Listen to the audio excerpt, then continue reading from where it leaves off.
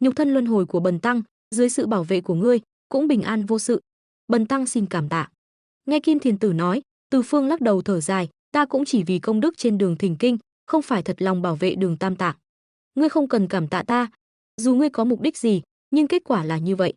Kim Thiền Tử chắp tay nói, Bần tăng và thí chủ đã quen biết từ 500 năm trước. Năm đó, ngươi bị gọi là tội ác tày trời, tàn sát hàng triệu thiên binh, khiến người người oán hận. Nhưng trên đường đi này, tuy nguyên thần Bần tăng chưa tỉnh lại, nhưng cũng có thể cảm nhận được, ngươi có sự kiên trì của riêng mình. Sự kiên trì này, chúng sinh tam giới đều có, nhưng có thể kiên trì đến cùng mới là chính đạo. Từ Phương nghe vậy, không khỏi cười khẩy, đại sư, ngươi tìm ta đến đây chẳng lẽ là để thuyết giáo ta sao? Tự nhiên không phải. Kim Thiền Tử lắc đầu, Bần tăng đến đây là hy vọng Từ thí chủ có thể giúp Bần tăng một việc. Đương nhiên, Bần tăng cũng sẽ không để Từ thí chủ giúp không. Ngươi cứ nói là việc gì? Từ Phương không vội đồng ý, bởi vì hắn luôn cảm thấy đây là cái bẫy. Kim Thiền Tử đã luân hồi 10 kiếp, 300 năm trước ở Vu Lan hội đã chết, giờ chỉ còn lại một nguyên thần. Hơn nữa, sư muội mà hắn yêu thương vừa mới chết, lúc này hắn gọi mình sang một bên, mở miệng cầu xin giúp đỡ, chuyện này thế nào cũng thấy không ổn. Nguyên thần của Bần tăng không chống đỡ được bao lâu nữa. Sư muội đã đầu thai, tâm nguyện của Bần tăng đã hoàn thành, chỉ còn lại một chấp niệm cuối cùng. Nói đến đây, ánh mắt Kim Thiền Tử bỗng lóe lên tia oán hận. Từ thí chủ, ta hy vọng ngươi Bem Như Lai báo thù cho Độc Nhi. Bem Như Lai? Từ Phương lắc đầu, đại sư, ngươi có phải quá đề cao ta rồi không? Như Lai có kim thân bất hoại, năm xưa ta tuy chém đứt một cánh tay của hắn, nhưng cũng là nhờ sức mạnh của người khác. Giờ ngươi muốn ta Bem Như Lai, xin lỗi, việc này ta tạm thời không giúp được. Không, Bần tăng không yêu cầu ngươi lập tức Bem Như Lai. Kim Thiền Tử căm hận nói, nếu không phải hắn ta nảy sinh dã tâm, Độc Nhi tuyệt đối sẽ không đi đến bước đường này. Sau này, nếu ngươi có đủ thực lực, hãy Bem hắn ta, coi như hoàn thành chấp niệm cuối cùng của Bần tăng. Chuyện này để sau hãng nói. Từ Phương đáp, ngươi cũng biết ân oán giữa ta và Phật môn. Nếu có cơ hội, ta sẽ trả thù Phật môn. Còn Như Lai thì phải xem tình hình, Bần tăng sẽ không để ngươi giúp không. Kim Thiền Tử dường như nhìn ra ý tứ của Từ Phương, liền nói, trong nguyên thần của Bần tăng còn một thứ, cũng coi như có chút giúp ích cho ngươi. Giờ tâm nguyện của Bần tăng đã hoàn thành, nguyên thần e rằng sẽ nhanh chóng tiêu tán. Thứ này Bần tăng cũng không dùng được nữa. Nói rồi, Kim Thiền Tử đưa tay điểm lên mi tâm, một luồng linh quang từ từ hiện ra.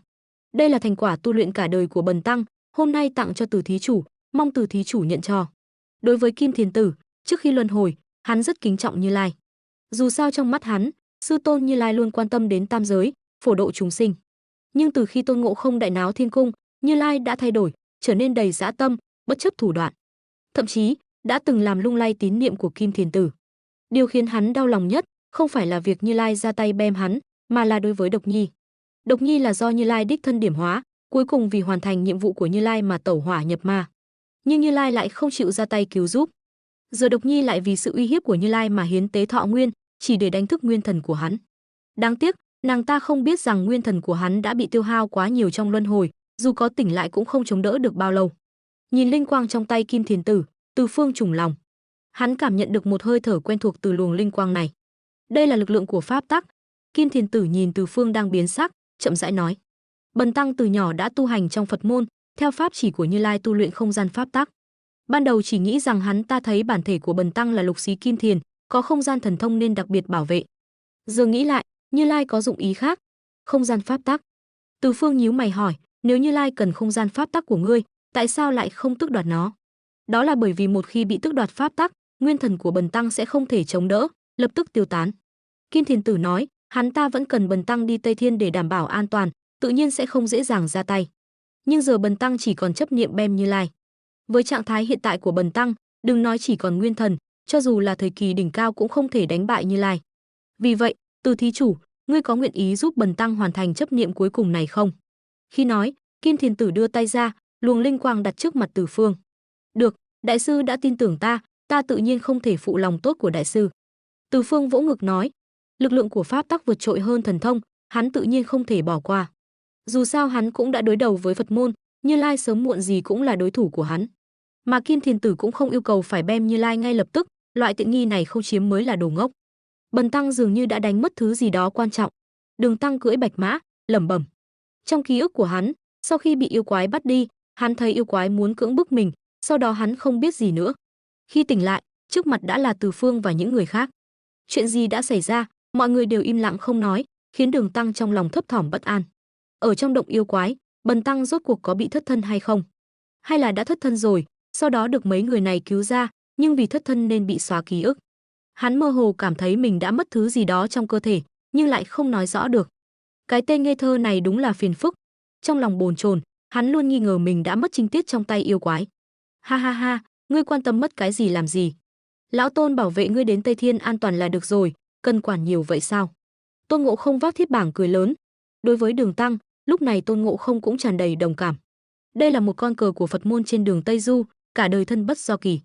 Mà việc Nguyên Thần Kim Thiền Tử sắp tiêu tán, Từ Phương cũng không giấu Tôn Ngộ Không, khiến Tôn Ngộ Không lúc này đối với Đường Tăng đã hết giận, chỉ còn lại sự đồng cảm và hóng hớt. Đúng vậy, đồng cảm và hóng hớt, điều này không hề mâu thuẫn. Tuy nhiên, thái độ nói chuyện của Tôn Ngộ Không lại khiến Đường Tăng bất mãn. Thật ra, từ Kim Đô Sơn, Đường Tăng đã luôn tích tụ oán giận đối với Tôn Ngộ Không. Ngươi bảo ta đi hóa duyên, vẽ cho ta một vòng tròn, không cho ta ra ngoài, cuối cùng xảy ra chuyện lại đổ hết lỗi cho ta. Ngươi rõ ràng biết nước Tử Mẫu Hà không thể uống, vậy mà lại lừa ta uống, cuối cùng mang thai, lại phải phá thai sát sinh. Giờ ta không biết mình có bị thất thân hay không, tên khỉ nhà ngươi lại còn cười nhạo ta. Giá mà cái vòng kim cô này đeo trên đầu con khỉ thì tốt rồi. Đường Tăng sờ lên vòng kim cô trên đầu, thở dài. Tục ngữ nói, súng bắn chim đầu đàn. Người khác đều chưa lên tiếng, chỉ có Tôn Ngộ Không nhảy ra cười ha ha. Không trách Đường Tăng lại trút hết oán hận lên đầu Tôn Ngộ Không. Con khỉ hỗn xược này, năm xưa ta cứu ngươi ra khỏi núi. Đường Tăng lại bắt đầu lải nhải về ân cứu mạng năm xưa. Tôn Ngộ Không nghe vậy liền thấy đau đầu. Hắn có thể làm gì với Đường Tăng? Đánh cũng không được, mắng cũng chưa chắc mắng lại. Hắn biết làm sao? Tên đầu chọc lắm lời này. Mau lên đường thôi. Tôn Ngộ Không vội vàng ngắt lời, sau đó dùng thiết bảng gõ vào Bạch Long Mã. Bạch Long Mã nào dám để Tôn Ngộ Không thật sự gõ vào mình, liền hí lên một tiếng, chở Đường Tăng phi nước đại. Ngộ Không, Từ Phương giật mình, lại gây họa rồi. Hi hi, để tên đầu chọc đó chịu chút khổ cũng tốt, đỡ phải lải nhải bên tai lão Tôn. Tôn Ngộ Không không hề bận tâm, mở hỏa nhãn kim tinh nhìn Đường Tăng đang phi nước đại. Quả nhiên như lời Từ Phương nói, Đường Tăng lại gặp chuyện. Phi ngựa được vài dặm, có một đám cướp đang treo Đường Tăng lên, hắn đang kêu cứu thảm thiết. Sư huynh, ta đi đây. Tôn Ngộ Không không quay đầu lại, nói, tên đầu chọc đó dạo này giận lão Tôn lắm, để lão Tôn dạy dỗ hắn một chút. Từ Phương gật đầu, đám cướp phía trước chỉ là người thường, để Tôn Ngộ Không ra tay cũng không sao. Còn Chư Bát Giới và Sa Tăng, trong đội thỉnh kinh đã không còn chút tiếng nói nào, lúc này cũng ngoan ngoãn đi theo sau Từ Phương. Gần đây, sự bất mãn của Đường Tăng đối với Tôn Ngộ Không đã lên đến đỉnh điểm. Ở động Bọ Cạp, hắn lại không nhớ chuyện gì đã xảy ra. Nghe nói yêu quái đã chết, trong lòng Đường Tăng thậm chí còn có chút muốn khóc. Còn Tôn Ngộ Không, trên đường đi luôn kề vai sát cánh với Từ Phương, giờ ở Nữ Nhi Quốc này, hai người lại thẳng thắn với nhau, giải quyết khúc mắc trong lòng, lại còn hoàn thành nhiệm vụ bí mật được giao phó, bem chớt Bọ Cạp Tinh. Đương nhiên, dù Tôn Ngộ Không có tự tay ra tay hay không, kết quả là Bọ Cạp Tinh đã chết. Lúc này, Tôn Ngộ Không thật sự đắc ý vênh váo. Vì vậy, đối với Đường Tăng tuy có chút đồng cảm, nhưng thái độ lại càng tệ hơn, chủ yếu là muốn xem náo nhiệt. Nghe Đường Tăng lải nhải, Tôn Ngộ Không liền dùng thiết bảng gõ vào Bạch Long Mã. Bình thường khi Tôn Ngộ Không đánh Chư Bát Giới, Bạch Long Mã đều nhìn thấy. Giờ sao có thể đợi Tôn Ngộ Không đánh mình? Thiết bảng nặng bao nhiêu, nó đâu phải không biết. Vì vậy, Bạch Long Mã liền bỏ chạy. Phải nói là Bạch Long Mã bỏ chạy cũng không phải chuyện gì lớn, nhưng chớ trêu thay, Đường Tăng lúc này đang ngồi trên lưng ngựa. Đường Tam Tạng, đường đường là thánh tăng đại đường, nào đã từng gặp cảnh tượng này. Muốn kéo Bạch Long Mã lại, nó lại không nghe lời, phi nước đại một hơi mấy dặm. Cũng coi như Đường Tăng xui xẻo, đụng ngay phải một đám cướp bên đường. Đám cướp này liền trói Đường Tăng lại, hắn đang cầu xin thảm thiết. Đại vương tha mạng, đại vương tha mạng. Đường Tăng sợ hãi kêu la. Đám cướp thấy Đường Tăng cũng rất có đạo đức nghề nghiệp, liền nói, sư phụ, đừng sợ, ta không đánh ngươi. Chỉ cần tiền tài trên người ngươi. Nếu ngươi không có tiền, thì để lại quần áo và con bạch mã này, ta sẽ thả ngươi đi. Thật ra, đám cướp này cũng coi như là đạo tặc có đạo, nói cướp thì chỉ cướp. Nhưng lúc này, tính cách kiêu ngạo của Đường Tăng lại nổi lên, A Di Đà Phật, đại vương, bộ y phục này của bần tăng là do nhà Đông vá, nhà Tây may, chắp vá mà thành. Ngươi mà cởi ra, chẳng phải là mất hết lương tâm sao? Kiếp này thì không sao, đến kiếp sau sẽ biến thành súc sinh. Lời này của hắn có ý rất rõ ràng, tiền thì không có, quần áo cũng không cho. Nếu các ngươi cưỡng đoạt, bần tăng nguyền rủa các ngươi kiếp sau biến thành súc sinh. Lời này nói ra, rõ ràng là muốn ăn đòn. Tại sao hắn lại dám nói những lời như vậy? Bởi vì hắn biết mình chắc chắn sẽ không chết. Đao trong tay các ngươi dù sắc bén, chẳng lẽ còn sắc bén hơn hắc đao trong tay Từ Phương? Gậy trong tay các ngươi dù cứng, chẳng lẽ còn cứng hơn thiết bảng của Tôn Ngộ Không? Đám cướp tuy có đạo đức nghề nghiệp, nhưng cũng không phải người dễ tính. Đường Tăng vừa dứt lời, liền hối hận. Tục ngữ nói, hảo hán không chịu thiệt trước mắt. Thấy đám cướp từng người một mặt mày hung dữ, xông lên định đánh mình, Đường Tăng nhanh trí, lập tức nói: A Di Đà Phật, đại vương chớ ra tay, ta có đồ đệ ở phía sau, sắp đến rồi. Trên người bọn họ có tiền, sẽ đưa hết cho các ngươi. Thật ra, sự thay đổi của Đường Tăng thật sự rất lớn. Chỉ trong chốc lát, đường đường là cao tăng Phật môn, không chỉ mắng người, mà còn nói dối. Là người đứng đầu trên danh nghĩa của đội thỉnh kinh, sao Đường Tăng lại không biết Từ Phương và những người khác chưa bao giờ mang theo tiền? Nhưng nghĩ kỹ lại cũng đúng. Trên đường đi, Đường Tăng đã liên tục phá giới, thành trì thép trong lòng đối với Phật môn đã sụp đổ từ lâu. Giờ dù có thêm một lời nói dối và chửi bới, cũng không còn gì phải áy náy nữa. Dù sao so với việc phá giới trước đây, nói dối và chửi bới thì có là gì? Mà Tôn Ngộ Không lúc này đã bỏ xa Từ Phương và những người khác, đuổi kịp. Nhưng hắn cũng không vội, biến thành một tiểu hòa thượng, tay cầm mõ, vai đeo túi vải, vừa đi vừa niệm Phật. Đường Tăng cũng tinh mắt, lập tức nhìn thấy Tôn Ngộ Không. Tuy Tôn Ngộ Không đã thay đổi hình dạng, nhưng Đường Tăng vẫn nhận ra ngay. Dù sao ở nơi hoang vu hẻo lánh này, đột nhiên xuất hiện một hòa thượng, không phải là mấy người kia biến thành thì còn ai vào đây nữa. Hơn nữa, theo suy đoán của Đường Tăng, tiểu hòa thượng trước mắt 89 phần 10 là do Tôn Ngộ Không biến thành. Bởi vì nếu là Từ Phương, với tính cách trầm ổn của hắn, chắc chắn sẽ không biến thành tiểu hòa thượng để chơi chọc đám cướp này. Chỉ có Tôn Ngộ Không, với sở thích tầm thường đó, mới làm trò này. Mà trong đội thỉnh kinh, Chư Bát Giới và Sa Tăng, những người luôn trong suốt, thì hoàn toàn không được Đường Tăng để ý đến. Khi nhìn thấy Tôn Ngộ Không, trong lòng Đường Tăng lập tức bình tĩnh lại. Lần này không chỉ tính mạng không còn lo lắng, mà ngay cả việc bị đánh cũng không thể xảy ra. Tôn Ngộ Không này chắc chắn sẽ không khoanh tay đứng nhìn Bần Tăng bị đánh chứ. Mà Tôn Ngộ Không biến hình, thật ra cũng không phải để chơi chọc đám cướp này. Bởi vì theo quy tắc của con đường thông thiên, công đức được chia theo mức độ đóng góp. Đám cướp này cũng là một phần công đức. Nếu Tôn Ngộ Không trực tiếp xuất hiện với hình tượng hung thần ác sát, e rằng sẽ lập tức dọa đám cướp bỏ chạy. Đến lúc đó, Tôn Ngộ Không lại muốn ra tay, e rằng cũng không có lý do chính đáng. Vì vậy, hắn mới biến thành tiểu hòa thượng, dụ đám cướp ra tay với mình. Đây gọi là dục cố túng, muốn bắt thì phải thả. Mình ra tay trước, chiếm thế chủ động. Điều này cũng chứng minh một đạo lý, khi ngươi muốn đánh người, cách tốt nhất là giả vờ yếu đuối, dụ đối phương ra tay. Như vậy, dù không có lý, cũng có thể chiếm được 3 phần lý lẽ. Phải nói là Tôn Ngộ Không trên đường đi, cũng đã học được không ít mánh khóe. Ái chà chà, Đường trưởng lão, sao người lại ra nông nỗi này? Bọn họ là ai vậy? Tôn Ngộ Không tiến lên hỏi. Với bản lĩnh của Tôn Ngộ Không, tự nhiên có thể trực tiếp thả Đường Tăng xuống, nhưng hắn lại không làm vậy. Còn nhớ năm xưa, Tôn Ngộ Không vừa ra khỏi Ngũ Hành Sơn, đã biến ra mấy tên cướp, đánh chớt rồi bị Đường Tăng trách mắng. Cảnh tượng này sao mà giống với hiện tại? Con khỉ này cũng rất thù dai, tự nhiên sẽ không để Đường Tăng yên ổn. Lúc này, Đường Tăng đã bị treo đến toàn thân ê ẩm, nhìn Tôn Ngộ Không giả vờ không biết, trong lòng tức giận. Đừng hỏi nữa, bọn họ là đại vương cướp, mau thả Bần Tăng xuống. Đám cướp nghe vậy, liền biết tiểu hòa thượng trước mắt là cùng một bọn với hòa thượng cưỡi ngựa, liền cầm đao đi tới. Tiểu hòa thượng, mau giao tiền ra đây. Thấy đám cướp nhắm vào mình, Tôn Ngộ Không trong lòng mừng thầm. Dù sao đã từng chịu thiệt ở Kim Đô Sơn, nên hiểu được phải chiếm lý lẽ trước. Đám cướp này chủ động cướp mình đến đâu cũng có lý. Đương nhiên, muốn bem đám cướp này, Tôn Ngộ Không tự nhiên không thể để Đường Tăng nhìn thấy. Nếu không, tuy hắn không sợ Đường Tăng, nhưng lại không thích Đường Tăng lải nhải. Thôi được, tiểu tăng cũng có chút bạc lẻ, các ngươi thả hắn ra, ta sẽ đưa bạc cho các ngươi. Tôn Ngộ Không nhanh chóng thương lượng xong với đám cướp. Đám cướp chỉ cần tiền tài, tự nhiên cũng vui vẻ thả Đường Tăng, giữ lại tiểu hòa thượng trước mắt. Phải nói, đây là một đám cướp rất thực tế. Thật ra, chỉ khi an toàn, Đường Tăng mới giữ được phong thái của một cao tăng đại đường. Một khi gặp nguy hiểm thật sự, hắn liền lộ bản chất. Sau khi Tôn Ngộ Không và đám cướp thương lượng xong, đám cướp liền thả Đường Tăng, giữ lại tiểu hòa thượng. Lá, Đường Tăng vừa được tự do, liền lên ngựa, phi nước đại về hướng lúc nãy. Không lâu sau, liền gặp Từ Phương và những người khác. Lúc này, Từ Phương đang dùng ánh mắt kỳ quái nhìn Đường Tăng. Sau khi Nguyên Thần Kim Thiền Tử tiêu tán, dường như hòa thượng này trông càng gian xảo hơn. Cả ngày treo chữ từ bi của Phật môn bên miệng, nhưng đến lúc quan trọng lại bỏ chạy. Tính khí của Tôn Ngộ Không chẳng lẽ hòa thượng này không biết?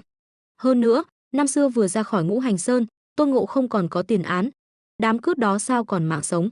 Mà ngươi, đường đường là thánh tăng đại đường, cao tăng Phật môn, giờ thấy đám người thường sắp bị Tôn Ngộ Không bem, lại phi ngựa bỏ chạy. Cảm nhận được ánh mắt của Từ Phương, Đường Tăng dường như cũng cảm thấy hành vi của mình không đúng lắm. Bèn ho khan một tiếng, Từ Phương, ngươi đến phía trước tìm Ngộ Không, bảo hắn đừng làm hại tính mạng của bọn họ. Lương tâm của trời đất ơi, lúc nãy Đường Tăng thật sự không nghĩ nhiều như vậy, chỉ muốn thoát khỏi nguy hiểm. Hơn nữa, Đường Tăng còn có ý định xả giận. Đám cướp kia không phải muốn cướp Bần Tăng sao? Bần Tăng sẽ để tên ác bá hung dữ hơn đến trừng trị các ngươi. Đương nhiên, với thân phận của Đường Tăng, chắc chắn không thể nói ra những lời này. Những gì hắn có thể nói, có thể làm, chính là giả nhân giả nghĩa bảo Từ Phương đi ngăn cản Tôn Ngộ Không. Từ Phương tự nhiên không muốn để ý đến lời nói của Đường Tăng.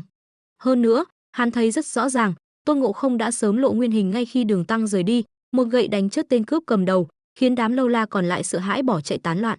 Lúc này mới nhớ đến việc bảo Tôn Ngộ Không nương tay, sớm làm gì. Lúc này, Chư Bát Giới thấy Từ Phương không để ý đến Đường Tăng, liền cảm thấy cơ hội thể hiện của mình đã đến. Không còn cách nào khác, sư phụ muốn giữ thể diện, Từ Phương lại quá kiêu ngạo, không chịu nhúc nhích. Sa Tăng thì kiệm lời, loại chuyện lấy lòng sư phụ này sao có thể thiếu hắn. Chư Bát Giới, sư phụ, hay là để lão chư đi xem sao?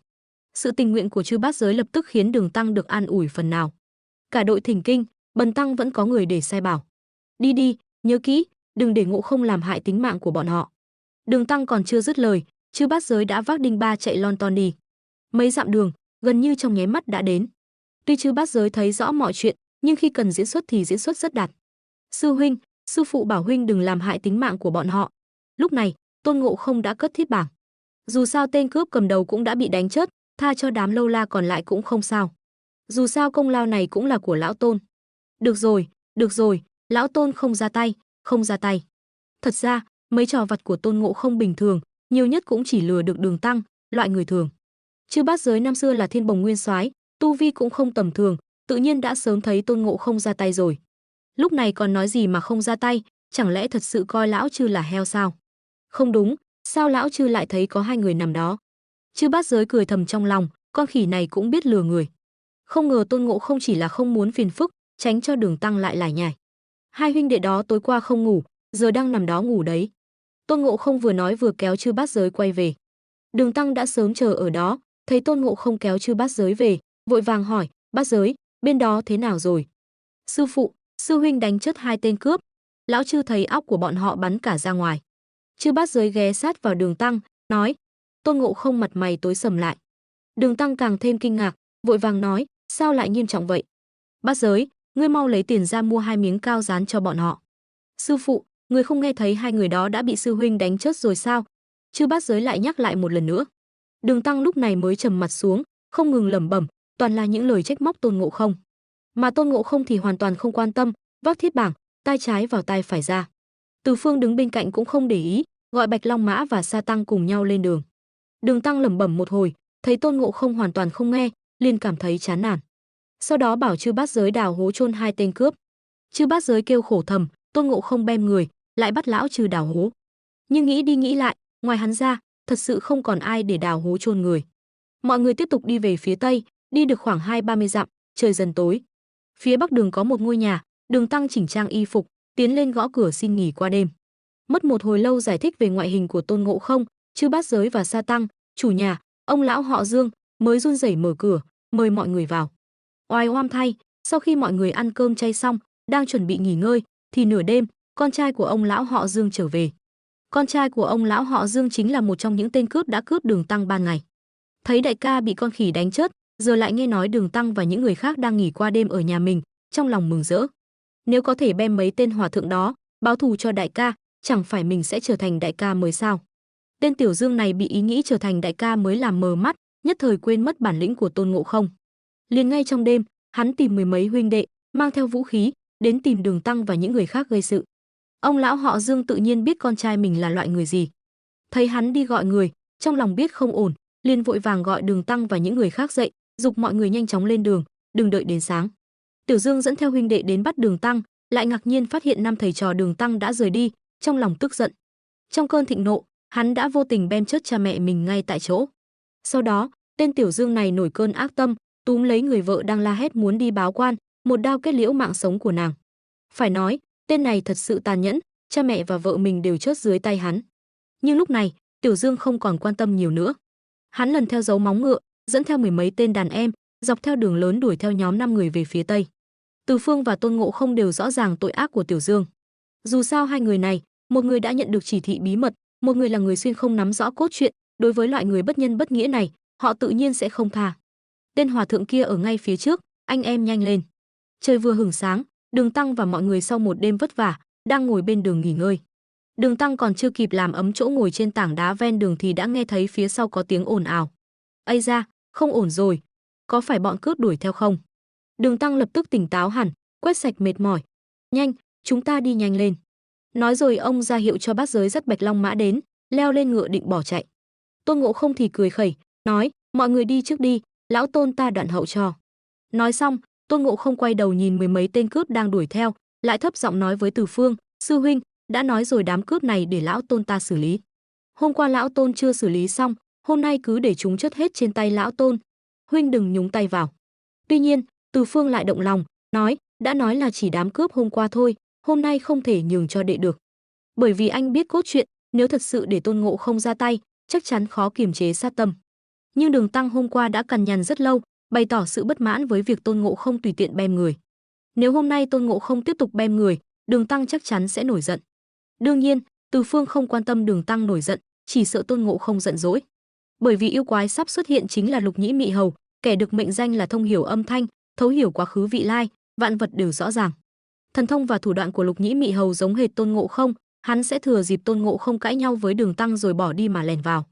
Tuy bây giờ có mình gia nhập đội Thỉnh Kinh, tự nhiên không sợ Lục Nhĩ Mị Hầu, nhưng đa sự bất như thiểu sự, hơn nữa nghe nói Lục Nhĩ Mị Hầu rất giỏi biến hóa, có thể biến thành giống hệt Tôn Ngộ Không, đến lúc đó nếu mình không nhận ra thật giả thì sẽ rất phiền phức.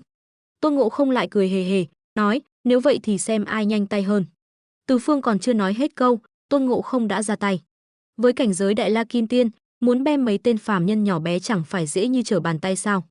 Từ Phương chỉ cảm thấy mắt chớp một cái, mười mấy tên cướp đã chớt ngay tại chỗ, trên tay Tôn Ngộ Không còn thêm một cái đầu người, đầu của Tiểu Dương. Tên đầu chọc, đừng chạy, ngươi xem đây là cái gì? Ánh mắt Tôn Ngộ Không dường như bốc lửa, ném đầu lâu về phía Đường Tăng. Cảnh tượng này khiến Từ Phương nhướng mày. Hai anh em quen biết nhau nhiều năm như vậy, nhìn thấy biểu hiện này của Tôn Ngộ Không, gần như ngay lập tức Từ Phương đã hiểu được ý đồ của hắn. Con khỉ này đang trực tiếp trả thù Đường Tăng. Năm đó, khi thoát khỏi Ngũ Hành Sơn, để lập uy, Tôn Ngộ Không đã ra khỏi cửa Phật, 6 lần gặp cướp, mỗi lần đều một gậy đánh chớt, kết quả bị Đường Tăng mắng một trận. Cuối cùng, Tôn Ngộ Không tức giận bỏ đi, chạy đến Đông Hải tìm bậc thang rồi mới quay lại đội Thỉnh Kinh. Tính cách của Tôn Ngộ Không vốn kiêu ngạo bất kham, chuyện này vẫn luôn giấu trong lòng hắn. Trên đường đi, những hành động của Đường Tăng cũng khiến sự bất mãn của Tôn Ngộ Không đối với ông đạt đến đỉnh điểm. Giờ thì lại là một màn quen thuộc, lại là một công thức quen thuộc, lão Tôn quyết đối đầu với tên đầu chọc này. Quả nhiên, màn dọa nạt này của Tôn Ngộ Không đã có tác dụng. Đường Tăng vừa mới leo lên Bạch Long Mã, còn chưa kịp chạy thì thấy một bóng đen lóe lên trong lòng mình. Cúi đầu nhìn, lại là một cái đầu người đẫm máu. Ái chà, sợ chết ta rồi. Con khỉ này, mau cầm đi, mau cầm đi. Đường Tăng suýt nữa thì ngất xỉu, ngã lăn từ trên lưng Bạch Long Mã xuống, cái đầu người trong lòng cũng bị ông ném sang một bên.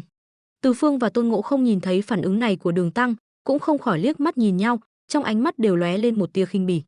Vị cao tăng đại đường năm xưa đã dần dần rơi xuống khỏi bàn thờ đạo đức giả rồi. Nhìn thấy cái đầu người trong lòng, phản ứng đầu tiên của ông không phải là trách Tôn Ngộ Không bem người, mà là trách Tôn Ngộ Không dọa mình. Ha ha ha, đừng sợ, đừng sợ. Tôn Ngộ Không nhìn thấy bộ dạng lúng túng của Đường Tăng, cười ha hả, nói, những người này làm nhiều điều ác, chất là đáng đời. Con khỉ này. Đường Tăng mất mặt, nghe thấy tiếng cười nhạo của Tôn Ngộ Không càng thêm chói tai.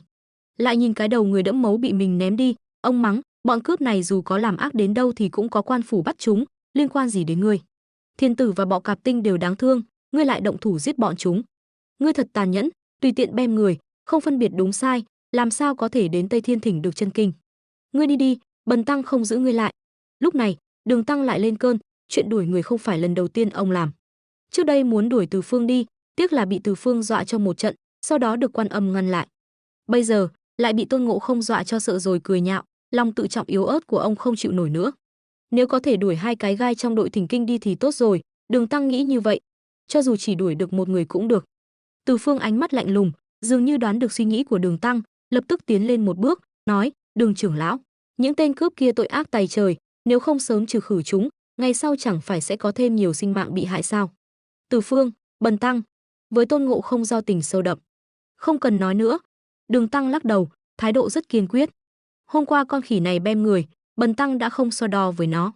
Đêm qua chúng ta tá túc nhà lão nhân họ Dương, được ông ấy cưu mang, ban cho cơm chay, lại mở cửa cho chúng ta đi về phía tây.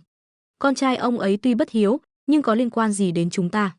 Con khỉ này không nên đánh chết hắn. Bần tăng đã nhiều lần khuyên can, thật sự là nó không biết hối cải. Hôm nay bần tăng không giữ nó lại nữa, ngươi không cần cầu xin cho nó.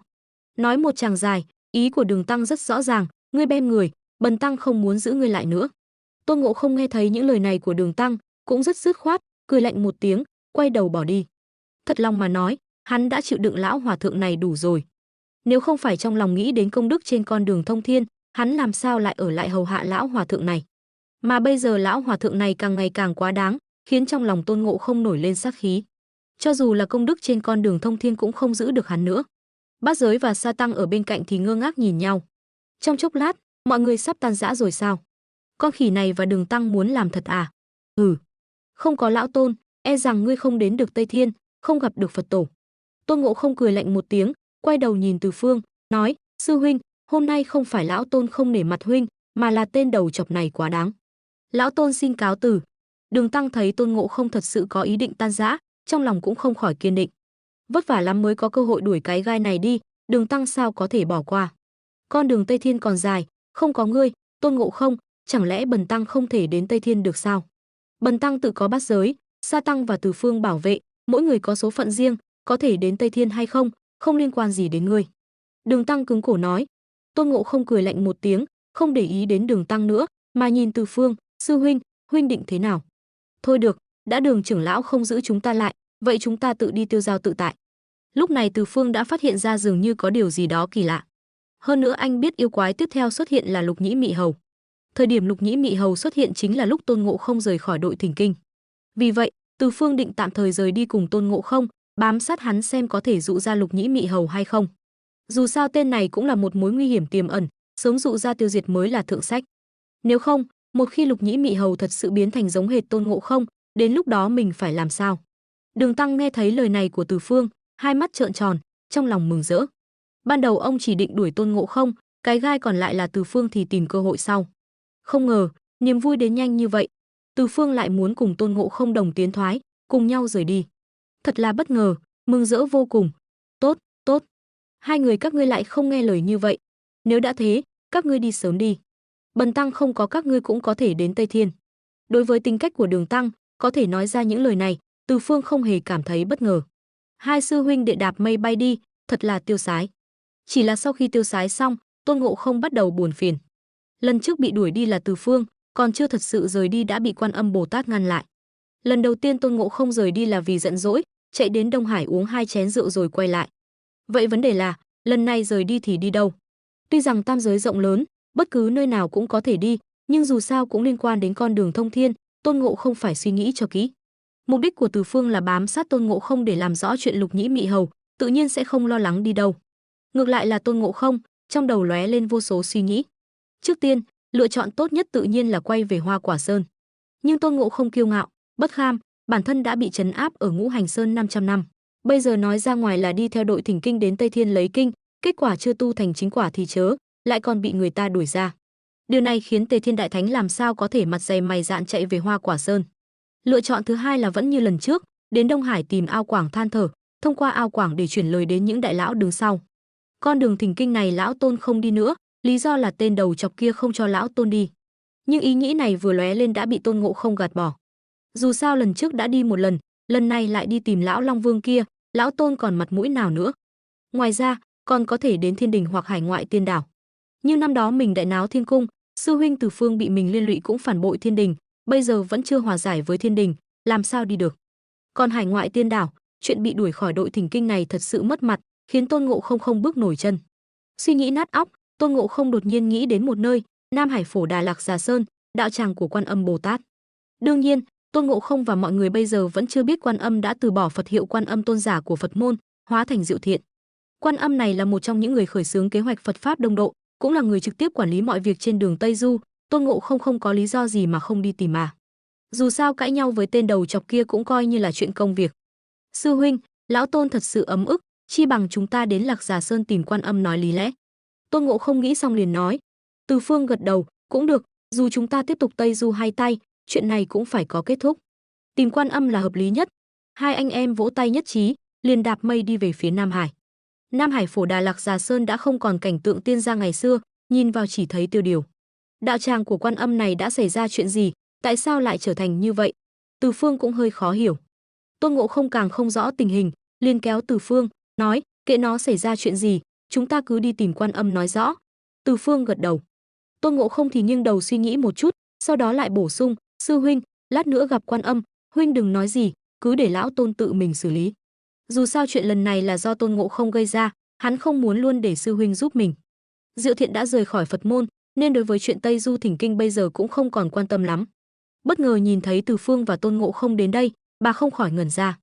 Tôn Ngộ Không cũng là một diễn viên kịch, vừa gặp Diệu Thiện liền khóc lóc thảm thiết. Nhìn thấy bộ dạng này của Tôn Ngộ Không, Diệu Thiện không khỏi nhìn về phía Từ Phương. Từ Phương nhún vai, thật ra anh đã chuẩn bị tâm lý từ trước, dù sao Tôn Ngộ Không vừa mới nói để mình đừng nói gì, cứ nhìn hắn phát huy. Ngộ Không, ngươi không phải đang bảo vệ đường Tam Tạng Tây Du Thỉnh Kinh sao? Tại sao lại đến Nam Hải này? Rốt cuộc có chuyện gì đau buồn? Nghe thấy Diệu Thiện hỏi, Tôn Ngộ Không vừa khóc vừa kể lại chuyện mình tại sao lại đánh chết bọn cướp, sau đó tổng kết, lão Tôn bem chết bọn cướp làm nhiều điều ác, lại vô cớ bị hòa thượng kia đuổi đi, lão Tôn trong lòng ấm ức, khó lấy chân kinh. Năm đó dù sao cũng là Bồ Tát chỉ điểm lão Tôn Tây Du, bây giờ dù không đi Tây Thiên, cũng phải nói với Bồ Tát một tiếng, để chuyện này có đầu có đuôi. Ý ngoài lời là, lão Tôn không đi lấy kinh nữa, đến nói với người phụ trách thỉnh kinh là ngươi một tiếng, sau này nếu không tìm được lão Tôn thì đừng trách lão Tôn không báo trước. Khi nói chuyện, Tôn Ngộ Không cũng trực tiếp đứng ở lập trường chính nghĩa, lên án Đường Tăng hoàn toàn là một kẻ vong ân bội nghĩa, qua cầu rút ván. Diệu Thiện nghe Tôn Ngộ Không than thở, không khỏi cảm thấy đau đầu. Bà đã rời khỏi Phật môn, chuyện Tây Du Thỉnh Kinh này nói nghiêm túc thì không còn liên quan gì đến bà nữa. Nhưng bà và Từ Phương còn có ước định, hơn nữa năm đó chỉ điểm Tôn Ngộ Không bước chân vào con đường Tây Du cũng coi như kết xuống nhân quả, bây giờ tự nhiên không thể buông tay mặc kệ. Từ Phương, chuyện này ngươi thấy thế nào? Bất đắc dĩ, Diệu Thiện nhìn về phía Từ Phương. Từ Phương xòe tay, nói, tuy rằng Ngộ Không không nên ra tay bem người, nhưng tình huống này lại hoàn toàn không thích hợp. Kẻ tội ác tày trời đã không còn là người nữa, bem một người mà cứu được chúng sinh, ta cho rằng Ngộ Không làm đúng. Đúng vậy, Bồ Tát, huynh ấy cũng thấy lão Tôn làm đúng. Tôn Ngộ Không ở bên cạnh nói, phẫn nộ, chuyện này lão Tôn đến đây để Bồ Tát phân xử. Nếu Bồ Tát không phân xử được, lão Tôn sẽ đến Tây Thiên tìm Như Lai lý luận. Lời này khiến Diệu Thiện càng cảm thấy bất lực. Nhưng chuyện này thật sự không thể đẩy cho Như Lai được. Dù sao cũng là nhân quả của mình, nếu không giải quyết thì sẽ ảnh hưởng đến việc tu hành sau này của bà. Nhưng bà bây giờ đã rời khỏi Phật môn, cũng không muốn can thiệp quá nhiều vào chuyện này. Trong lúc bất đắc dĩ, Diệu Thiện mới nói, Từ Phương, có thể tránh mặt một chút không? Ta muốn nói chuyện riêng với Ngộ Không, có vài lời không thể để người khác biết. Cho dù quan hệ giữa bà và Từ Phương đã hòa hoãn, nhưng dù sao chủ ý bà muốn đưa ra cho Tôn Ngộ Không thật sự quá khó nói ra. Từ Phương khẽ gật đầu, nói, Bồ Tát cứ tự nhiên. Nói xong, Từ Phương quay người rời khỏi ao sen, đến ngoài Nam Hải chờ đợi. Đợi Từ Phương rời đi, Diệu Thiện mới nói, Ngộ Không, theo ta thấy, đường Tam Tạng hôm nay sẽ gặp tai họa. Ngươi có thể đến cứu ông ta, khi đó con đường này ngươi vẫn cần phải tiếp tục đi. Ta sẽ nói giúp ngươi. Bà không thể nói quá rõ ràng, nếu không sẽ bị nghi ngờ can thiệp vào con đường thông thiên. Tôn Ngộ Không cũng thông minh, nghe thấy lời này, không khỏi mở to đôi mắt lửa. Quan Âm đang cho mình chú ý. Dù sao với cảnh giới của Tôn Ngộ Không, hắn đã hiểu rất nhiều chuyện trên con đường tu hành. Trong tam giới này, tuy có rất nhiều đại năng có thể tiên tri, nhưng cái gọi là tiên tri này cũng chỉ là biết được đại khái, không thể tính toán chi tiết được. Hơn nữa, chuyện Phật pháp đông độ là thuận theo thiên ý, thiên cơ bị che giấu, Quan Âm càng không thể trực tiếp tính toán rõ ràng Đường Tăng sẽ gặp tai họa. Hơn nữa, Tôn Ngộ Không rõ ràng hầu hết kiếp nạn trên đường Thỉnh Kinh, hắn không nhớ ở đây lão hòa thượng sẽ gặp nguy hiểm. Dù sao cũng không gần làng không gần chợ, lại không có yêu quái, lấy đâu ra tai họa. Chỉ có một khả năng, lão hòa thượng kia nhất định phải bị đánh thì mới ứng với tai họa mà Quan Âm nói. Có yêu quái đánh lão hòa thượng, không có yêu quái thì tạo ra yêu quái cũng phải đánh ông ta, nếu không thì làm sao quay lại đội Thỉnh Kinh, làm sao tiếp tục Tây Du, hoàn thành con đường thông thiên. Một khi có yêu quái đánh lão hòa thượng, đến lúc đó Tôn Ngộ Không lại xuất hiện cứu giúp, còn sợ không thể bước lại lên con đường thông thiên sao? Tôn Ngộ Không lập tức hiểu ý của Diệu Thiện. Hèn chi bà không cho sư huynh ở lại đây, dù sao chuyện này thật sự không tiện nói ra. Trong lòng Tôn Ngộ Không đã có kế hoạch, loại yêu quái nào có thể đánh bại được hộ vệ bên cạnh lão đường? Loại yêu quái nào lại dám trực tiếp nhúng tay vào con đường thông thiên? Hơn nữa, yêu quái này nhất định phải thần thông quảng đại, nếu không đừng nói đánh lão hòa thượng, không bị lão Chư và lão Sa bên cạnh lão hòa thượng đánh cho một trận thì đã là may mắn rồi. Hai tên đó trông thì có vẻ mặt lạnh như tiền, nhưng cũng có chút bản lĩnh. Đa tạ Bồ Tát chỉ điểm, lão Tôn đã hiểu. Sau khi ngộ ra, trong đan điền của Tôn Ngộ Không dường như ẩn ẩn sinh ra một tia sát khí. Sư huynh, huynh về trước đi. Lão Tôn đã được Quan Âm chỉ điểm, đã nghĩ ra cách giải quyết chuyện này rồi. Sau khi từ biệt Quan Âm, Tôn Ngộ Không tìm thấy Từ Phương, nói. Từ Phương sững người, nhìn về phía ao sen, tò mò hỏi, Quan Âm rốt cuộc đã nói gì với đệ? Chuyện này không tiện nói rõ, sư huynh cứ yên tâm, chuyện này lão Tôn đã nắm chắc, huynh tạm thời về trước đi. Tôn Ngộ Không có vẻ hơi khó làm, dù sao chuyện mình sắp làm có chút không đúng đắn, giấu thì cứ giấu đi, dù sao cũng sẽ không hại sư huynh. Tôn Ngộ Không tự thuyết phục mình. Từ Phương nhìn Tôn Ngộ Không, sau đó gật đầu, được, nếu đệ đã có dự tính, vậy ta tạm thời về trước. Đệ tự bảo trọng. Nói xong, Từ Phương nhìn Tôn Ngộ Không một cách đầy ẩn ý, quay người đạp mây rời đi. Anh tin tưởng Tôn Ngộ Không, bây giờ Tôn Ngộ Không đã không muốn nói rõ chuyện này, vậy trong lòng anh cũng đã mơ hồ đoán được, chuyện này nhất định là chuyện không tiện nói ra. Con đường Tây Du xa xôi, Đường Tăng lúc này đang ngồi trên một tảng đá xanh bên đường, nhìn bóng lưng Bát Giới và Sa Tăng rời đi, im lặng không nói. Bởi vì tính cách kiêu ngạo của ông lại tái phát. Đói khát, ngày xưa đều là Từ Phương và Tôn Ngộ Không đi khất thực lấy nước, bây giờ hai người không có ở đây, Đường Tăng liền bắt đầu sai Bát Giới đi khất thực, Sa Tăng đi lấy nước. Còn mình thì ngồi trên tảng đá xanh nghỉ ngơi. Đúng lúc này, một người rất phá đám xuất hiện. Tôn Ngộ Không bưng một bát nước đến trước mặt Đường Tăng, cười nói, ngươi xem, không có lão Tôn, ngươi ngay cả nước cũng không có mà uống, cơm cũng không có mà ăn. Lão Tôn bưng cho ngươi một bát nước, ngươi uống đi, đợi lão Tôn đi khất thực cho ngươi. Hắn nghĩ rất đơn giản, Quan Âm tuy nói với hắn Đường Tăng nhất định phải bị đánh, sau đó mình lại xuất hiện cứu Đường Tăng. Nhưng dù sao cũng cùng nhau Tây Du nhiều năm như vậy, Tôn Ngộ Không quyết định cho Đường Tăng một cơ hội cuối cùng. Nếu ông nguyện ý uống bát nước mình lấy đến, vậy thì ngày sau mọi người tiếp tục Tây Du. Tóm lại, cứ xem lão Đường có biết điều hay không. Tôn Ngộ Không từ trước đến nay vẫn luôn kìm nén cơn giận đối với Đường Tăng. Cơn giận này tuy không đủ để lấy mạng Đường Tăng, nhưng có thể đánh ông ta một trận, Tôn Ngộ Không vẫn rất vui lòng. Tuy nhiên, Đường Tăng lúc này đang đắc ý vênh váo, vừa mới đuổi được 2 cái gai, vất vả lắm mới làm chủ được. Sao có thể để ý đến Tôn Ngộ Không đột nhiên xuất hiện, lại còn bày ra vẻ mặt âm tình bất định. Hừ, bần tăng thà chết cũng không uống nước người lấy đến. Nói xong, Đường Tăng quay người lại, quay lưng về phía Tôn Ngộ Không, hừ lạnh, tên ác đồ này, không phải đã rời đi rồi sao? Tại sao lại quay lại? Hai người nói chuyện, trên mây Từ Phương cũng đến nơi này. Ngộ Không sao lại đến trước ta? Không đúng. Từ Phương nheo mắt, lập tức hạ xuống. Từ Phương vừa hạ xuống, Tôn Ngộ Không đã bị lời nói của Đường Tăng chọc giận. Tên đầu chọc này, cho mặt mà không biết nhận, tìm chết. Tôn Ngộ Không ném bát nước trong tay, sau đó rút ra kim cô bổng, đánh về phía Đường Tăng một gậy, trực tiếp đánh ngất lão hòa thượng phàm trần tục tử. Ngộ Không, ngươi! Từ Phương giật mình, hơi khó hiểu tình huống trước mắt. Theo lý mà nói, theo cốt truyện, người đánh Đường Tăng trước mắt phải là Lục Nhĩ Mị Hầu. Nhưng theo quan sát của Từ Phương, con khỉ trước mắt rõ ràng là Tôn Ngộ Không. Sư huynh, lão hòa thượng này không biết lễ nghĩa, không biết điều, lão Tôn quyết định tự mình đi lấy kinh. Huynh có muốn đi cùng lão Tôn không? Nói xong, Tôn Ngộ Không xách hành lý bị Sa Tăng vứt bên cạnh lên, nói, đến lúc đó hai anh em chúng ta chia nhau công đức, chẳng phải rất tốt sao? Ngộ Không, tại sao đệ lại đột nhiên nảy ra ý nghĩ này? Từ Phương trầm mặt, nói, tuy rằng con đường thông thiên, dựa theo công sức bỏ ra để nhận công đức, nhưng Đường hòa thượng này dù sao cũng là người thỉnh kinh trên danh nghĩa, không có ông ta, e rằng Phật môn sẽ không công nhận. Ha ha ha, chuyện này có gì khó? Tôn Ngộ Không ngửa mặt lên trời cười lớn, một tia sát khí từ khí lân đài đột nhiên xuất hiện. Sư huynh, chuyện trên con đường này, huynh đệ ta đều rõ ràng, có tên đầu chọc này hay không cũng vậy. Hơn nữa, đến lúc đó lão Tôn biến ra một tên đầu chọc giả, chẳng phải vẫn có thể đến Tây Thiên gặp Như Lai sao? Từ Phương trong lòng, thật lòng mà nói, đối với đề nghị của Tôn Ngộ Không, anh rất động lòng. Nhưng ngay sau đó anh liền lắc đầu, gạt bỏ ý nghĩ này. Như Lai thần thông quảng đại, hơn nữa đây là con đường thông thiên, nếu thật sự bem lão hòa thượng này, đến lúc đó huynh đệ chúng ta gánh không nổi cơn thịnh nộ của Tử Tiêu Cung. Một khi Tôn Ngộ Không thật sự muốn bem Đường Tam Tạng, chuyện này chắc chắn không giấu được. Tuy nhiên, còn chưa đợi Tôn Ngộ Không lên tiếng, trên mây đột nhiên lại truyền đến một tiếng quát lớn, yêu nghiệt phương nào, dám giả mạo lão Tôn. Ngay sau đó, một luồng kim quang đột nhiên giáng xuống, kim cô bổng đập thẳng vào mặt. Từ Phương nhìn kỹ, thấy trên mây lại xuất hiện một Tôn Ngộ Không nữa. Mẹ kiếp, ta đã nói chuyện này không đúng. Từ Phương nhìn Tôn Ngộ Không trên mây, lập tức cảm thấy đau đầu. Tôn Ngộ Không thật giả, Lục Nhĩ Mị Hầu thật sự xuất hiện rồi. Nhưng Từ Phương cũng không hối hận lâu, bởi vì anh hiểu, bây giờ anh không thể nhìn thấu thật giả của hai Tôn Ngộ Không. Cho dù anh luôn đi theo Tôn Ngộ Không thật, đến lúc đó Lục Nhĩ Mị Hầu xuất hiện, hai con khỉ đánh nhau, anh cũng nhất định không thể phân biệt được thật giả. Ngươi là yêu nghiệt phương nào, dám giả mạo lão Tôn? Phì, yêu nghiệt nhà ngươi, dám giả mạo Tôn gia gia, tìm chết. Hai con khỉ nhanh chóng chửi rủa nhau, sau đó hai cây kim cô bổng va vào nhau chan chát. Mẹ kiếp! Từ Phương nhìn chằm chằm vào hai con khỉ đang kịch chiến, cố gắng phân biệt thật giả. Lúc này, Bát Giới và Sa Tăng đi khất thực lấy nước cũng quay lại.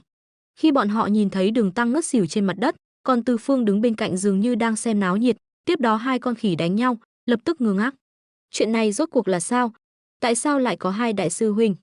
Bát Giới dụi mắt, đi đến bên cạnh Từ Phương, nói: "Từ đại nhân, đây là chuyện gì vậy? Tự mình xem." Từ Phương lười để ý đến Bát Giới, đáp lại một câu. Lúc này, một tiếng mắng chửi vang lên: "Con khỉ chớt tiệt kia, dám thật sự đánh ta." Đường Tăng tỉnh lại từ hôn mê, câu đầu tiên là mắng chửi. Con khỉ chớt tiệt, dám thật sự ra tay. Sư phụ, đừng mắng nữa, người xem. Sa Tăng bưng một bát nước, đi đến bên cạnh Đường Tăng, ra hiệu cho ông nhìn lên mây. Nhìn thấy cảnh này, Đường Tăng cũng ngây người. Hai con khỉ này, đây rốt cuộc là chuyện gì? Đường Tăng giật mình, sau đó nhìn về phía Từ Phương.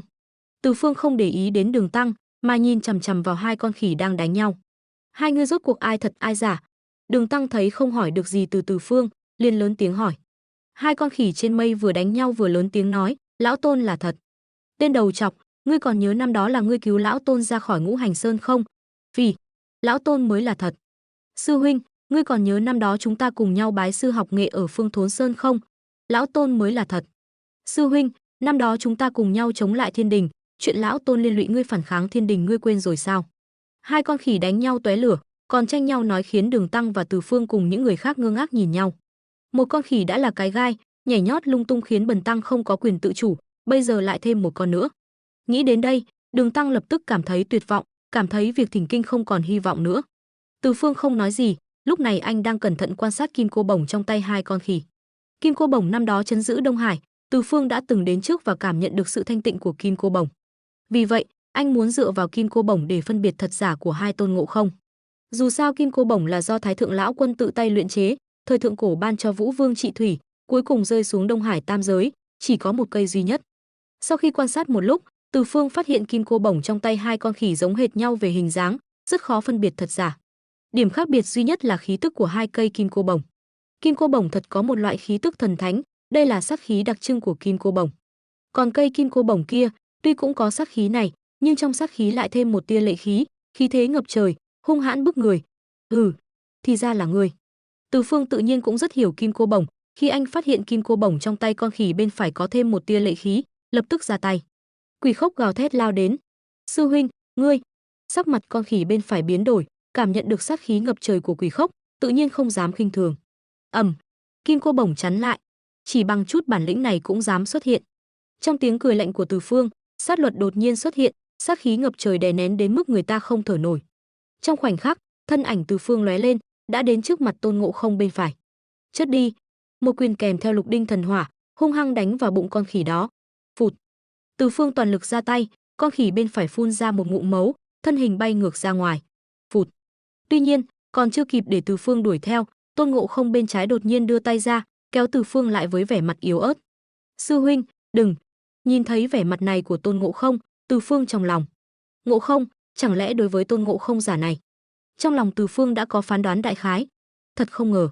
Lúc này, ánh mắt Từ Phương nhìn Tôn Ngộ Không cũng thay đổi. Tâm tư của con khỉ này cũng thật sâu. Hóa ra căn bản không có Tôn Ngộ Không thật giả, căn bản không có Lục Nhĩ Mị Hầu xuất hiện quấy rối, tất cả đều là do Tôn Ngộ Không tự biên tự diễn. Có lẽ đám Diêm Vương dưới địa phủ kia nhìn thấu được kế hoạch của Tôn Ngộ Không, hoặc cũng có thể không. Nhưng ngay lúc tình hình đang căng thẳng, Địa Tạng Vương Bồ Tát mới dẫn Địa Tạng xuất hiện. Tại sao ngài lại xuất hiện? Chẳng qua là vâng theo pháp chỉ của Như Lai, đến bảo Tôn Ngộ Không đừng làm loạn nữa, ngài sẽ giúp dàn xếp ổn thỏa.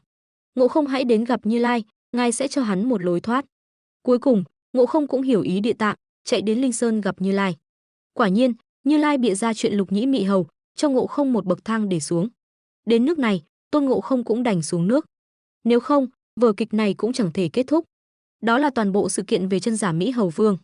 Con khỉ này thật lắm mưu mô. Từ Phương cảm thán. Sau khi đã hiểu rõ mọi chuyện, hắn cũng không còn lo lắng nữa. Hắn đỡ Tôn Ngộ Không, nhỏ giọng nói, Ngộ Không, vở kịch này cần một cái kết. Nếu ta tiêu diệt phân thân này của ngươi, có ảnh hưởng gì đến bản thể ngươi không? Không. Tôn Ngộ Không đáp khẽ, ban đầu, lão Tôn còn khống chế được, nhưng dần dần, phân thân này lại sinh ra nhiều sức mạnh, giờ đã hơi khó kiểm soát rồi. Từ Phương gật đầu, đã hiểu nguyên nhân. Rất có thể là trong lòng Tôn Ngộ Không cũng đầy oán hận Đường Tăng. Phân thân được tạo ra này trực tiếp thừa hưởng oán hận đó, nên mới mang theo sát khí. Mà sát khí này cũng có thể coi là một loại tâm ma. Nếu cứ để mặc, nó sẽ ngày càng mạnh hơn, cuối cùng tách khỏi bản thể, hình thành một nhân cách độc lập. Nếu tiêu diệt tâm ma này, Tôn Ngộ Không ngược lại sẽ được lợi. Ngươi cứ dưỡng thương, để ta giúp ngươi một tay. Từ Phương bảo Tôn Ngộ Không lui ra, rồi lạnh lùng nhìn con khỉ đang hơi suy yếu kia. Lúc này, con khỉ toàn thân đầy sát khí, đôi mắt lửa nhìn chằm chằm Từ Phương, đầy vẻ ngạo mạn. Bên ngươi là có thể diệt trừ tâm ma của Ngộ Không. Đến đây. Một tiếng quát vang lên, đất trời đột ngột biến sắc, mây đen ùn ùn kéo đến, lửa cháy ngùn ngụt. Con khỉ nhe răng cười, cây kim cô bổng đầy sức mạnh trong tay đột nhiên cắm xuống đất. Ầm, đất trời rung chuyển. Từ Phương nheo mắt. Con khỉ hung hãn trước mắt này có vài phần phong thái của Tôn Ngộ Không đại náo thiên cung năm xưa. Nhưng Từ Phương hiểu rõ, đây chỉ là tâm ma của Tôn Ngộ Không mà thôi. Luân hồi.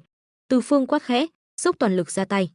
Bởi vì hắn biết rõ thủ đoạn thần thông của Tôn Ngộ Không, mà con khỉ trước mắt này lại giống hệt Ngộ Không, hắn tự nhiên sẽ không nương tay. Đây là lần đầu tiên hắn dốc toàn lực trên đường đi thỉnh kinh. Trong phút chốc, trong phạm vi hàng vạn dặm xung quanh, mọi sinh linh dường như bị rút cạn cảm xúc. Cả thế giới trở nên trống rỗng, đơn điệu, dường như tất cả cảm xúc của chúng sinh đều bị Từ Phương hút đi. Đạo đạo pháp lực hội tụ trong cơ thể Từ Phương, khí tức của hắn đang nhanh chóng tăng lên. Dù vẫn đứng yên tại chỗ, nhưng trong mắt con khỉ, Từ Phương đã trở nên cao lớn, khiến nó phải ngước nhìn. Tuy là tâm ma, nhưng nó không hề ngu ngốc, không thể đứng yên để Từ Phương tụ lực. Nó lập tức gầm lên, vung gậy kim cô bổng đập tới. Đợi chính là lúc ngươi ra tay. Khóe miệng Từ Phương hơi nhếch lên. Quỷ khốc được thi triển, lưỡi đao sắc bén kèm theo pháp tắc luân hồi, cùng với pháp tắc sát lục chồng lên nhau, chém thẳng vào bụng con khỉ.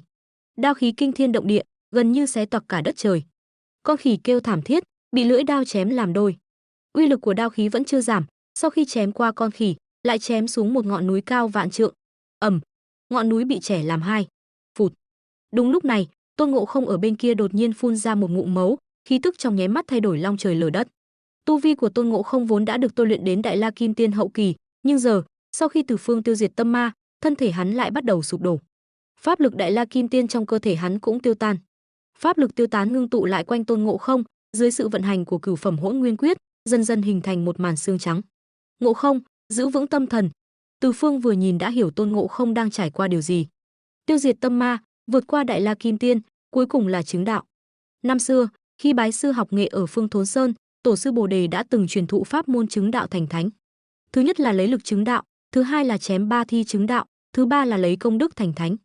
Lấy lực chứng đạo yêu cầu quá cao, hơn nữa, bản thân tổ sư Bồ Đề cũng chưa chứng đạo thành thánh, tự nhiên không thể truyền thụ cho Từ Phương và Tôn Ngộ Không. Ngược lại, phương pháp chém ba thi chứng đạo và công đức thành thánh, tổ sư Bồ Đề đã truyền thụ đầy đủ cho Từ Phương và Tôn Ngộ Không.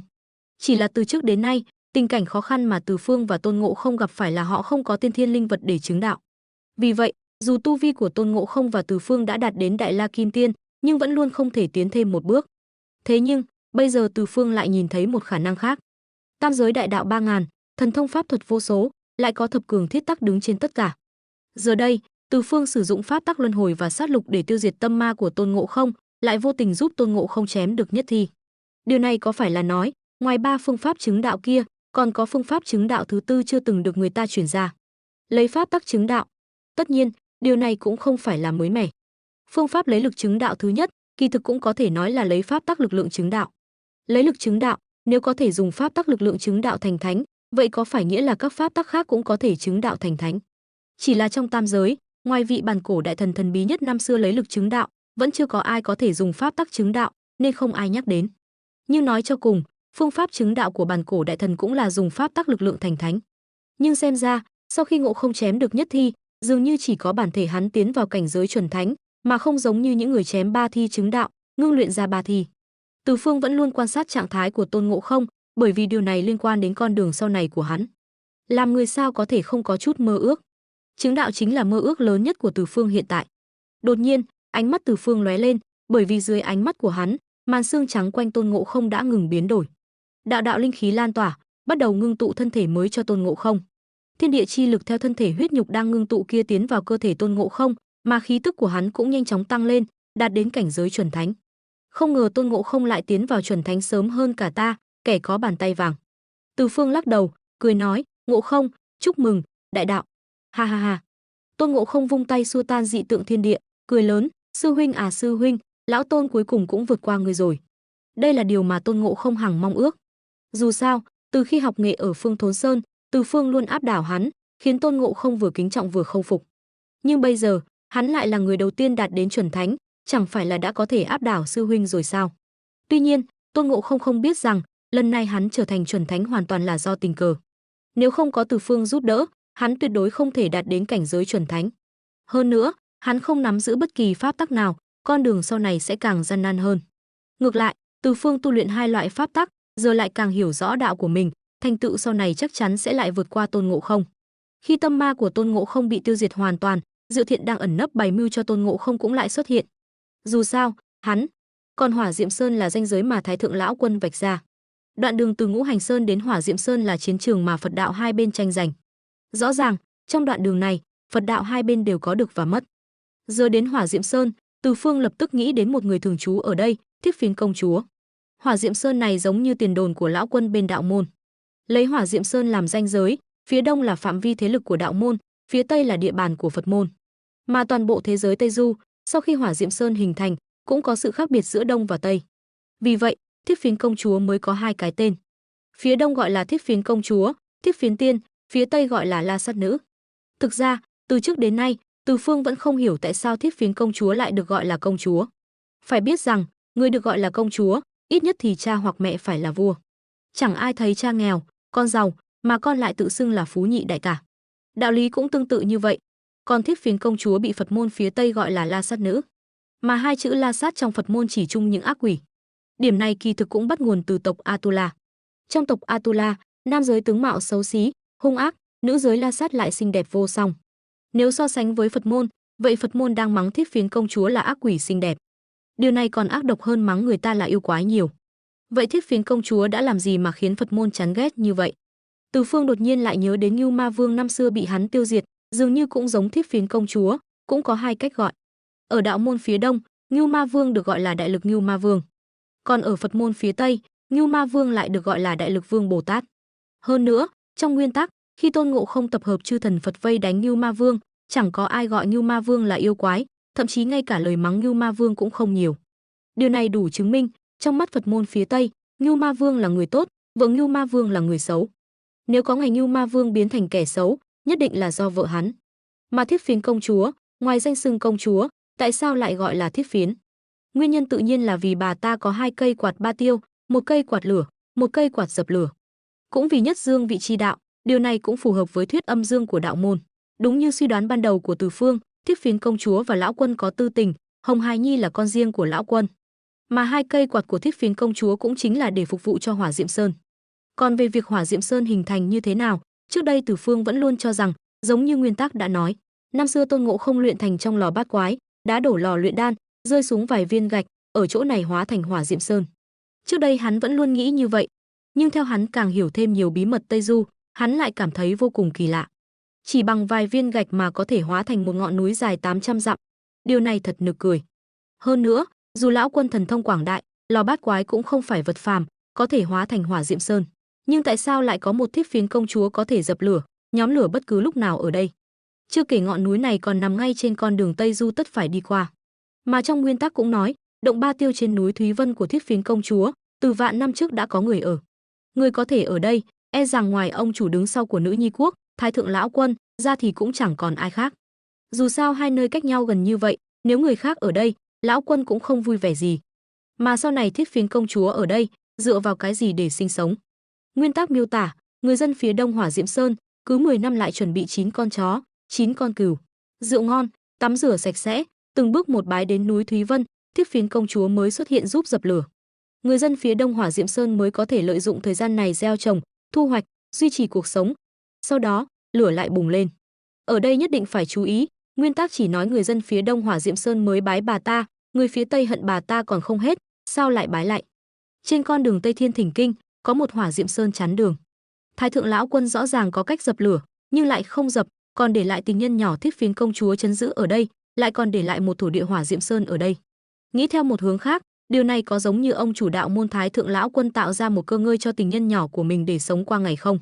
Còn thổ địa Hỏa Diệm Sơn, có phải là người giám sát Thiết Phiến công chúa có ngoại tình, cắm sừng cho lão quân không? Nói lại về Thiết Phiến công chúa, tại sao lại gọi là Thiết Phiến công chúa? Giả sử một con yêu quái tu luyện đại thành, nó có thể tự xưng là đại vương, thậm chí có thể tự xưng là hoàng đế như con người, nhưng tuyệt đối không tự xưng là công chúa.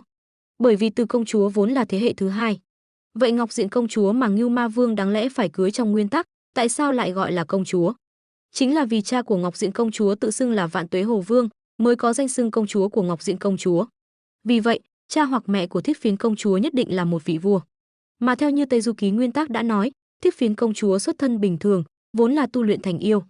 Nói như vậy, Thiết Phiến công chúa vốn là người, chỉ là sau khi tu luyện thành yêu thì bị người ta coi là yêu quái, nhưng bản chất của bà ta là người. Mà vị vua gần Hỏa Diệm Sơn nhất, dường như chỉ có Tây Lương Nữ Quốc. Ngay cả quốc vương đương nhiệm của Tây Lương Nữ Quốc cũng muốn phá vỡ xiềng xích số phận, quyến rũ Đường Tăng. Chẳng lẽ mẹ của Thiết Phiến công chúa cũng đi theo con đường của nữ vương đương nhiệm sao? Từ Phương vừa nhìn cảnh vật ngày càng nóng bức xung quanh, vừa lặng lẽ suy nghĩ. Dù sao, Nữ Nhi Quốc là nơi gần Hỏa Diệm Sơn nhất, cũng là vương quốc có giao thiệp trực tiếp với Thái thượng lão quân. Phụ nữ Tây Lương Nữ Quốc đều là người phàm, ngôi vị nữ vương cũng được truyền từ đời này sang đời khác. Nghĩ đến đây, Từ Phương đột nhiên lại nhớ đến năm xưa khi hắn vừa xuống núi, đi ngang qua Nữ Nhi Quốc. Ánh mắt của nữ vương Nữ Nhi Quốc lúc đó nhìn hắn, dường như cũng giống ánh mắt của nữ vương đương nhiệm nhìn Đường Tăng. Phụ nữ cũng đều không chịu được cô đơn. Trong đầu Từ Phương bất giác hiện lên một hình ảnh tưởng tượng. Các đời nữ vương Nữ Nhi Quốc đều là xử nữ, dù sao cũng là bộ mặt của Tây Lương Nữ Quốc, vì vậy nữ vương Nữ Nhi Quốc không được phép có đàn ông. Nhưng khi Thiết Phiến năm xưa gặp lão quân, thiếu nữ tâm động, cũng giống như nữ vương đương nhiệm bây giờ khi gặp Đường Tăng, đã lựa chọn từ bỏ vương vị. Nhưng Thái thượng lão quân là người đứng đầu đạo môn, sao có thể cưới bà ta? Mà lúc đó, Ngưu Ma Vương phản bội Phật môn, đi ngang qua Nữ Nhi Quốc, yêu Thiết Phiến, nhưng Thiết Phiến công chúa đã mang thai. Ngưu Ma Vương vốn đã muốn rời bỏ Phật môn, đầu quân cho đạo môn, Thái thượng lão quân bèn nhận trách nhiệm làm cha, cưới Thiết Phiến công chúa, định cư ở động Ba Tiêu trên núi Thúy Vân, đứa con sinh ra tự nhiên là Hồng Hài Nhi. Mà Hồng Hài Nhi, tại sao lại chán ghét mẹ mình? Trước hết, tuổi của Hồng Hài Nhi không phải là 300 tuổi, mà là tu luyện 300 năm ở Hỏa Diệm Sơn, cuối cùng tu thành Tam Muội Chân Hỏa. Điều này chỉ có thể nói rõ Hồng Hài Nhi ít nhất 300 tuổi. Mà trong tam giới, chỉ có lão quân mới biết Tam Muội Chân Hỏa. Vậy có nghĩa là lão quân vẫn luôn sống gần Hỏa Diệm Sơn, dạy Hồng Hài Nhi tu luyện. Ngưu Ma Vương không ở núi Thúy Vân, kỳ thực cũng là để nhường chỗ cho lão quân. Còn Hồng Hài Nhi, ban đầu chỉ coi lão quân là sư phụ hiền từ, nhưng đến một ngày, khi nhìn thấy lão quân và mẹ mình lén lút, Hồng Hài Nhi tự nhiên tức giận bỏ nhà ra đi. Dù sao Hồng Hài Nhi là con trai của Ngưu Ma Vương, chuyện này được tuyên truyền khắp tam giới, ai cũng biết. Hồng Hài Nhi tự nhiên cho rằng mẹ mình có lỗi với cha mình là Ngưu Ma Vương. Nghĩ đến ân oán tình thù mà Thiết Phiến công chúa và Ngưu Ma Vương đáng lẽ phải có, Từ Phương không khỏi cười khẩy. Dù sao Ngưu Ma Vương cũng đã bị đánh chết, giờ chỉ còn lại Thiết Phiến công chúa, Hỏa Diệm Sơn này hẳn là không quá khó khăn. Dù sao trong tay Thiết Phiến công chúa chỉ có quạt Ba Tiêu là khó đối phó nhất, mà với thần thông của Từ Phương cũng không sợ bảo bối này. Điều khó khăn nhất kỳ thực là thái độ của lão quân, dù sao Thiết Phiến công chúa là tình nhân nhỏ của lão quân, sơ sẩy một chút là đắc tội với lão quân. Tuy nhiên, trong lòng Từ Phương không có gánh nặng. Tuy rằng trước khi đi thỉnh kinh, lão quân có vẻ đối xử tốt với Từ Phương, nhưng tất cả đều dựa trên trao đổi lợi ích, Từ Phương và lão quân không có ân tình cá nhân. 5 người Đường Tăng đi về phía tây, cuối cùng cũng đặt chân đến địa phận Hỏa Diệm Sơn. Đi đường nóng bức vô cùng. Đêm đó, mọi người nghỉ chân tại một trang viên màu đỏ. Nói là trang viên màu đỏ, chỉ vì tường ngói cửa đất của trang viên này đều bị lửa nướng đỏ. Sau khi Đường Tăng gõ cửa, từ lời chủ nhà, mọi người cũng biết nơi này là địa phận Hỏa Diệm Sơn, 800 dặm xung quanh là con đường Tây Du tất phải đi qua. Muốn vượt qua Hỏa Diệm Sơn này, phải đến động Ba Tiêu trên núi Thúy Vân cách đây hơn 1000 dặm mượn quạt Ba Tiêu dập lửa mới có thể qua núi. Từ Phương không có hứng thú gì với việc đi mượn quạt Ba Tiêu, nhưng vì lo lắng cho Tôn Ngộ Không, Từ Phương suy nghĩ một chút, vẫn quyết định cùng Tôn Ngộ Không đến núi Thúy Vân mượn quạt Ba Tiêu. Tuy nhiên, hai người vừa rời khỏi Hỏa Diệm Sơn, vừa đặt chân lên núi Thúy Vân, lại đột nhiên gặp một tiểu phu. Từ Phương theo bản năng cảm thấy tiểu phu này không tầm thường. Dù sao, trong Tây Du, bất kỳ tiểu phu nào xuất hiện, cơ bản đều mang theo nhiệm vụ. Hơn nữa, tiểu phu xuất hiện trước mắt này rõ ràng rất kỳ lạ.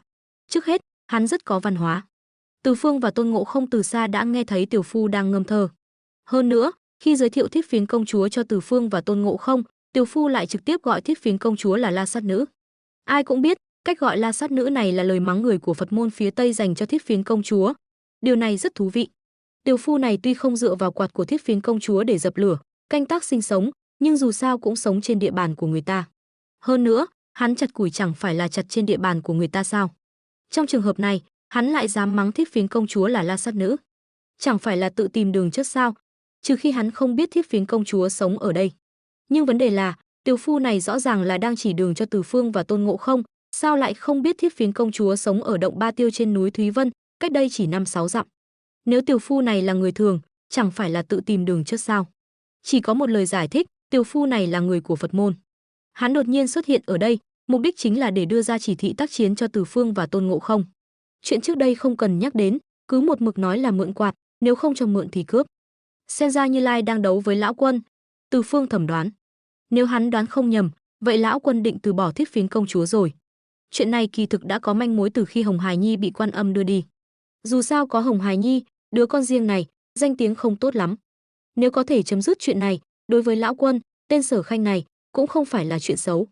Điều này cũng có thể giải thích tại sao trong nguyên tắc, khi Hồng Hải Nhi và Thiết Phiến công chúa gặp nạn, lão quân, thậm chí cả đạo môn, không ai ra tay giúp đỡ. Sau khi từ biệt Tiều Phu, Từ Phương và Tôn Ngộ Không trực tiếp đến động Ba Tiêu. Quả nhiên nhìn thấy Thiết Phiến công chúa trong truyền thuyết. Thiết Phiến công chúa vừa nhìn thấy Tôn Ngộ Không và Từ Phương, lập tức nổi giận đùng đùng. Dù sao đứa con trai duy nhất của bà ta đã bị Quan Âm đưa đến Nam Hải làm thiện tài đồng tử, chồng trên danh nghĩa Ngưu Ma Vương lại bị Từ Phương bem chớt. Giờ nhìn thấy hai kẻ thù này, sao Thiết Phiến công chúa có thể nói năng tử tế, cho mượn quạt. Nhưng đáng tiếc, tu vi của Thiết Phiến công chúa quá kém, rút kiếm chém Tôn Ngộ Không mấy nhát cũng chẳng có tác dụng gì. Tức giận, Thiết Phiến công chúa há miệng phun ra một cây quạt ba tiêu, quạt thẳng vào Từ Phương và Tôn Ngộ Không. Nhưng Từ Phương lại nhanh tay lẹ mắt, tiến lên một bước đến bên cạnh Thiết Phiến công chúa, nhân lúc bà ta niệm khẩu quyết, cướp lấy quạt ba tiêu. Chỉ trong nháy mắt, Thiết Phiến công chúa đã nhận ra liên hệ giữa mình và quạt ba tiêu bị cắt đứt. Ngược lại, sau khi cướp được quạt ba tiêu, Từ Phương trực tiếp dùng năng lực của hệ thống để được quạt ba tiêu công nhận. Tuy nhiên, Từ Phương cũng không xuống tay với Thiết Phiến công chúa. Người phụ nữ này không làm điều ác, ngược lại rất đáng thương. Gặp phải đàn ông là kẻ Sở Khanh, gặp phải kẻ si tình lại bị bem, con trai sinh ra cũng bị đưa đến Nam Hải, cơ bản là vĩnh viễn khó gặp lại. Toàn bộ con đường thông thiên, từ Nữ Nhi Quốc bắt đầu cho đến Hỏa Diệm Sơn kết thúc, kỳ thực đều là cuộc đấu cuối cùng của Phật đạo hai bên. Từ khi ở núi Kim Đâu, Phật đạo hai bên đã đạt thành thỏa thuận. Đoạn đường này, kỳ thực cũng là lúc Phật đạo hai bên thực hiện cam kết. Như Lai tìm đến Thái thượng lão quân, tuy là Phật môn cúi đầu, nhưng đạo môn cũng đã nhượng bộ. Dù sao, nếu ép Phật môn đến đường cùng, đạo môn cũng sẽ không được lợi gì. Mà điều hai bên tranh giành, kỳ thực chính là địa bàn của Phật đạo hai bên trong tam giới. Mà lợi ích do địa bàn tạo ra, nói cách khác, chính là tài nguyên. Thái thượng lão quân là người đứng đầu đạo môn, lại là tay luyện đan nổi tiếng trong tam giới. Nếu không có đủ tài nguyên tích lũy, dù lão quân là thánh nhân, cũng là khéo tay khó làm không bột. Vì vậy, Phật đạo tranh đấu. Sau khi trải qua hàng loạt cướp bóc của đội ngũ Thỉnh Kinh, Thái thượng lão quân kỳ thực cũng đã hiểu ra một điều, Hỏa Diệm Sơn không thể tồn tại. Tuy Hỏa Diệm Sơn cản trở sự bành trướng của Phật môn, nhưng vô hình chung, đạo môn cũng mất đi không ít tài nguyên.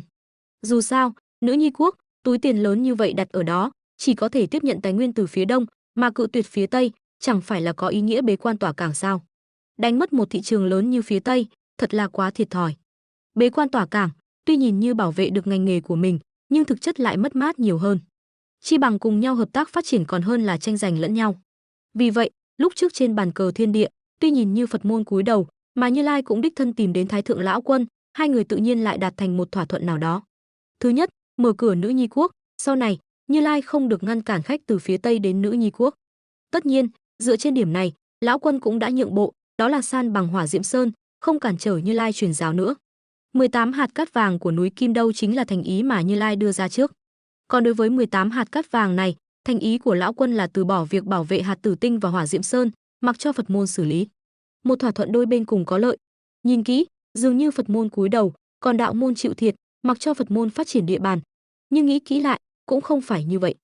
Nếu ví Phật đạo hai bên như hai đứa trẻ tranh giành một viên kẹo, nhưng khi hai bên đánh nhau, lại phát hiện viên kẹo vô tình rơi xuống đất, bị một con chó bên cạnh đi mất. Đây chính là tình hình hiện tại. Phật đạo hai bên đấu nhau không biết bao nhiêu năm, kết quả là hai bên đều không chiếm được lợi ích gì, ngược lại bị Ngưu Ma Vương vốn nên ở Hỏa Diệm Sơn nhân cơ hội phát triển thế lực của mình. Dù sao, nếu không có Từ Phương ra tay bem Ngưu Ma Vương đã chiếm được không ít địa bàn, Hỏa Diệm Sơn, Thúy Vân Sơn, Hào Sơn. Phật đạo hai bên tuy nhìn như tranh đấu đã lâu, chiếm được không ít địa bàn, nhưng nhìn lại, địa bàn mình có được lại không nghe theo sự điều khiển của mình. Thật là biết tìm ai để nói lý đây. Ngưu Ma Vương và Kim Sĩ Đại Bằng sắp gặp phải sau này chính là ví dụ. Việc duy trì địa bàn cần phải có chi phí. Khi đầu tư và thu hoạch không cân xứng, cần một địa bàn lớn như vậy để làm gì? Chẳng phải là tự mình tiêu hao sao? Địa bàn không phải càng lớn càng tốt, mà là lợi ích càng nhiều càng tốt. Đây cũng là điều mà Phật đạo hai bên đều đã hiểu rõ. Vì vậy mới tạo thành việc Phật đạo hai bên bắt đầu liên thủ. Con đường thông thiên, giờ trong mắt lão quân, chính là một con đường bằng phẳng. Ta không chỉ ủng hộ ngươi, mà còn giúp ngươi cùng nhau mở con đường này. Ngược lại, Thiết Phiến công chúa đáng thương lại có một cuộc đời bi kịch. Lão Quân là mối tình đầu của bà ta, Quạt Ba Tiêu là phí chia tay. Hồng Hài Nhi là con riêng, Lão Quân là kẻ sở khanh, Ngưu Ma Vương là kẻ si tình, thay thế. Mối tình đầu đẹp đẽ đến mấy cũng không thể chống lại sự vô tình của kẻ sở khanh. Mang theo con riêng, cầm phí chia tay gả cho kẻ thay thế. Nhiều năm sau, kẻ sở khanh dạy con trai pháp thuật thần thông, lấy đi quyền nuôi con. Kẻ thay thế lại bị Tiểu Tam Ngọc Diện công chúa quyến rũ. Phí chia tay cũng bị Tôn Ngộ Không cướp mất. Ngưu Ma Vương và Thiết Phiến công chúa đều là những người bị bỏ rơi, đồng cảnh ngộ. Tại sao nói hai người đều là người bị bỏ rơi? Thiết Phiến công chúa thì dễ hiểu rồi, bị Lão Quân bỏ rơi. Còn Ngưu Ma Vương là bị Thiết Phiến bỏ rơi. Lúc trước trên núi Thúy Vân, Ngưu Ma Vương vui vẻ làm cha, làm kẻ thay thế. Nhưng sau khi Hồng Hài Nhi xảy ra chuyện, Lão Quân lại đến. Thiết Phiến công chúa và Lão Quân nối lại tình xưa. Lão Ngưu tức giận tìm Tiểu Tam Ngọc Diện công chúa. Hồng Hài Nhi bắt gặp, tức giận bỏ đi sống một mình ở Hào Sơn. Giờ đây, theo sự xuất hiện của đội ngũ Thỉnh Kinh, Thiết Phiến công chúa cũng mất đi giá trị lợi dụng, bị Lão Quân dùng bỏ không thương tiếc. Trời đất bao la, lại không chứa nổi Thiết Phiến công chúa. Mà bà ta đã làm điều ác gì sao? Không hề. Bà ta chỉ là một con tốt bị vứt bỏ trong trò chơi quyền lực. Cũng chính từ lúc này, Thiết Phiến công chúa mới hiểu rõ mọi chuyện. Từ đó, bà ta ẩn danh, không còn xuất hiện trong tam giới nữa. Còn đứa con trai duy nhất của bà ta, Hồng Hài Nhi, làm thiện tài đồng tử ở Lạc Già Sơn, thỉnh thoảng có lẽ còn được nhờ phúc của Quan Âm. Dần dần, Thái thượng Lão Quân. Chỉ là nhiều năm sau, Hồng Hài Nhi sống ở Nam Hải, liệu có còn nhớ đến nơi mình sinh ra và lớn lên không? Nếu lại có người nhắc đến, thiện tài đồng tử của Nam Hải chính là con trai của yêu nữ La Sát Nữ trong tam giới, liệu còn ai tin nữa không? Có lẽ khi Hồng Hài Nhi đau lòng, sẽ rơi nước mắt khó nói nên lời. Nếm trải hết cay đắng của thế gian, nói hết nỗi khổ của thế gian. Than thở một tiếng, thế gian không còn Hỏa Diệm Sơn. Mà Từ Phương và mọi người sau khi dập tắt Hỏa Diệm Sơn, tiếp tục đi về phía tây. Tâm trạng Đường Tăng lúc này sắp sụp đổ rồi. Từ khi rời Trường An năm xưa, đi về phía tây, Đường Tăng đã gặp không ít tăng nhân. Tất cả tăng nhân trong tam giới đều cùng thắp hương, cùng bái Phật tổ Như Lai ở Tây Thiên. Lẽ ra, tăng nhân đường xa như mình, dù sao cũng nên được tăng nhân dọc đường chăm sóc chứ. Dù sao cũng có câu đồng hương gặp đồng hương, hai hàng lệ chứa chan. Nhưng sự thật thì sao? Nơi Đường Tăng đi qua, sau khi gặp tăng nhân, quả thực là lệ chứa chan, nhưng đây không phải là xúc động, mà là xui xẻo. Ông cũng đã tổng kết kinh nghiệm trên đường Tây Du, chỉ cần gặp hòa thượng, rất có thể sẽ không có chuyện tốt. Nghĩ đến những hòa thượng đã gặp trước đây, hòa thượng gặp ở chùa Quan Âm là kẻ cướp, muốn cướp cả Sa. Hòa thượng gặp ở nước Sa Trì là khổ sai, bị ép giúp ba đạo sĩ nước Sa Trì xây dựng đạo quán. Hòa thượng gặp ở nước Ok là tù nhân, bị quốc vương nước Ok đánh đập. Còn bây giờ, 5 người thỉnh kinh đến nước Tế Tái, lại thấy hòa thượng khắp đường phố đi ăn xin. Chuyện quái quỷ gì thế này? Chẳng lẽ trời muốn diệt Phật môn ta sao? Đường Tăng cưỡi bạch mã, ngửa mặt lên trời than thở. Nhìn hòa thượng trên đường phố nước Tế Tái, từng người một áo quần rách rưới, thê thảm không ai bằng, Đường Tăng suýt nữa rơi lệ. Tất nhiên, ông không phải rơi lệ vì những hòa thượng trước mắt, mà là than thở cho số phận long đong của mình. Đường Đường là thánh tăng đại đường, sao lại không thể gặp một quốc gia tôn kính Phật pháp, để mình cũng được thôn lây chút ít. Nhìn vẻ mặt của Đường Tăng, Từ Phương và Tôn Ngộ Không đều cố nhịn cười. Rõ ràng họ đoán được suy nghĩ của Đường Tăng, nhưng trong lúc cười, Từ Phương lại âm thầm cảnh giác. Bởi vì theo hắn biết, nước Tế Tái này có một chùa Kim Quang, trong chùa có một bảo tháp, trong tháp có một viên xá lợi Phật tỏa hào quang, là một bảo bối. Sau đó, bảo vật bị đánh cắp, kẻ trộm là Vạn Thánh Long Vương ở đầm Bích Ba cách nước Tế Tái không xa. Nhưng lão Long Vương này không phải chủ mưu là con rể của hắn, Cửu Đầu Trùng. Nhắc đến Cửu Đầu Trùng, Từ Phương tự nhiên không xa lạ.